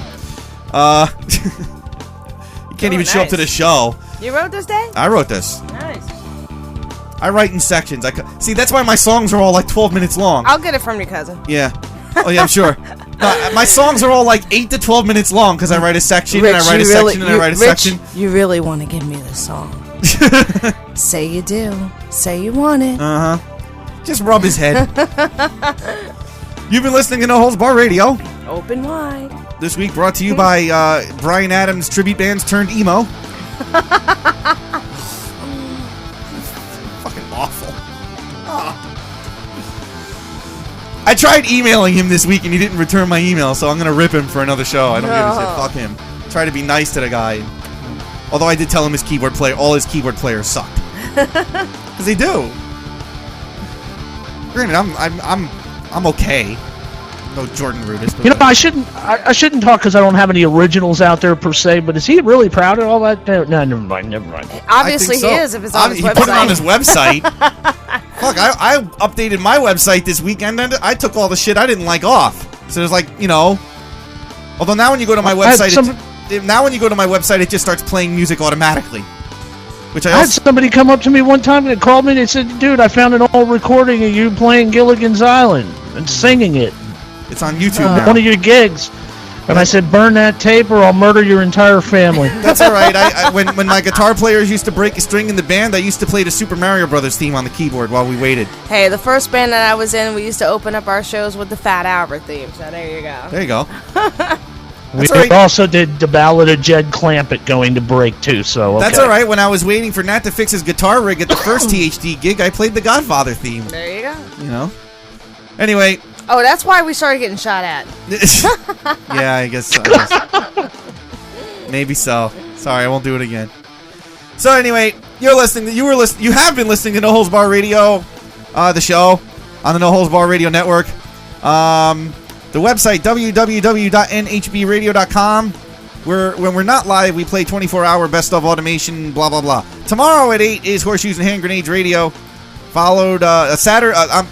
What day is today anyway? Friday is Wednesday. Yeah, so it's Friday at 4 p.m. is Radio-Induced Coma with Sam and some other fucking British fucks. Karen and James, but yeah, that's okay. I don't know. Then at 8, it may be Take It or Leave It. I don't know because they didn't go on last Friday, didn't let us know, and no one's returning any emails. So I don't know. Maybe it'll just be Leave It. Saturday at 6 is Video Vamp and whatever the name of his fucking douchebag co-host is. They start any time between 6 and 6:45. Followed at 8 by this fuck on the other end of this Team Talk connection, V-Forge, and his better half beats the shit out of him, Loopy. And then, let's see, Sunday at 6 is the old folks, Dune and Bob, followed by the older folks, Forge and Loopy again, doing Shadows of Doubt, where they talk about all the paranormal shit. If you want to see some paranormal shit, you can go to ValentiVisionFilms.com. Watch the transformation from Bryan Adams to fucking Joey Ramone in 8 years. All kinds of shit that's been dead for a real long time. That's man. a conspiracy theory and a half. And Monday at 6 is the show with the best name on earth, Hot Summer Sheep Radio, with a Scotsman and another Limey. There you go. the man who left 18 Skype voicemails for me to go through in the second hour of the show. Thank you, Matt. You fucking tool. I left one or two. Yeah. No, you left just as many. You fucking asshat. Anyway, and then we'll lost count. We'll be back next Wednesday, 8 p.m. Eastern, with hopefully Liam and his fixed computer. Liam told me that his hands hurt. Because he's been texting the hell out of me since last week. Has he? And maybe he's been doing a little bit more with those hands too. With those hands, they're he's breaking the sound barrier. Breaking the silence. Yeah. Don't forget to with his cries through this. Wait, what does that say about through the streets? He's screaming. Breaking the silence, thinking about my thighs. I don't know. So and don't forget, folks, thdband.com. Where the only audio that I have of the band that doesn't sound distorted and shitty is the practice montage from 4 weeks before the band gig. And of course, you can go to my website, keyboardguy.com, which has a lot more to listen to, sadly. I don't know what maybe coming soon. THD will have originals to put up on the website so we can take down that damn band practice video. Definitely coming soon. Yeah, nhbradio.com. Don't forget to check out. We got the forums and all the other crap that we got. I don't even know what we have. Just go to the website and stare. And we will be back next week. Hope you all paid your taxes if you had to pay. And if you didn't have to pay and you got a refund, I want your address so I can come collect my share. My name is spelled Kell. Send a check. And I guess that's going to do it. So we'll be back next Wednesday at 8 p.m. Eastern, and not a minute sooner, or a minute later, or whatever. And we now return you to Shit That's Better Than This, a.k.a. the best of No Holds Barred Radio in automation. And, yeah. I have a radio degree, I swear. I just never know how to end the fucking show. So, see you guys next week. Check out all the other shows. Peace. And, Peace out. Go stick a gerbil up your ass. I don't know. Bye-bye. Smoke a joint, man. I'm with you on that one, 4G. Right. Yeah. All right. Now we're leaving. Bye.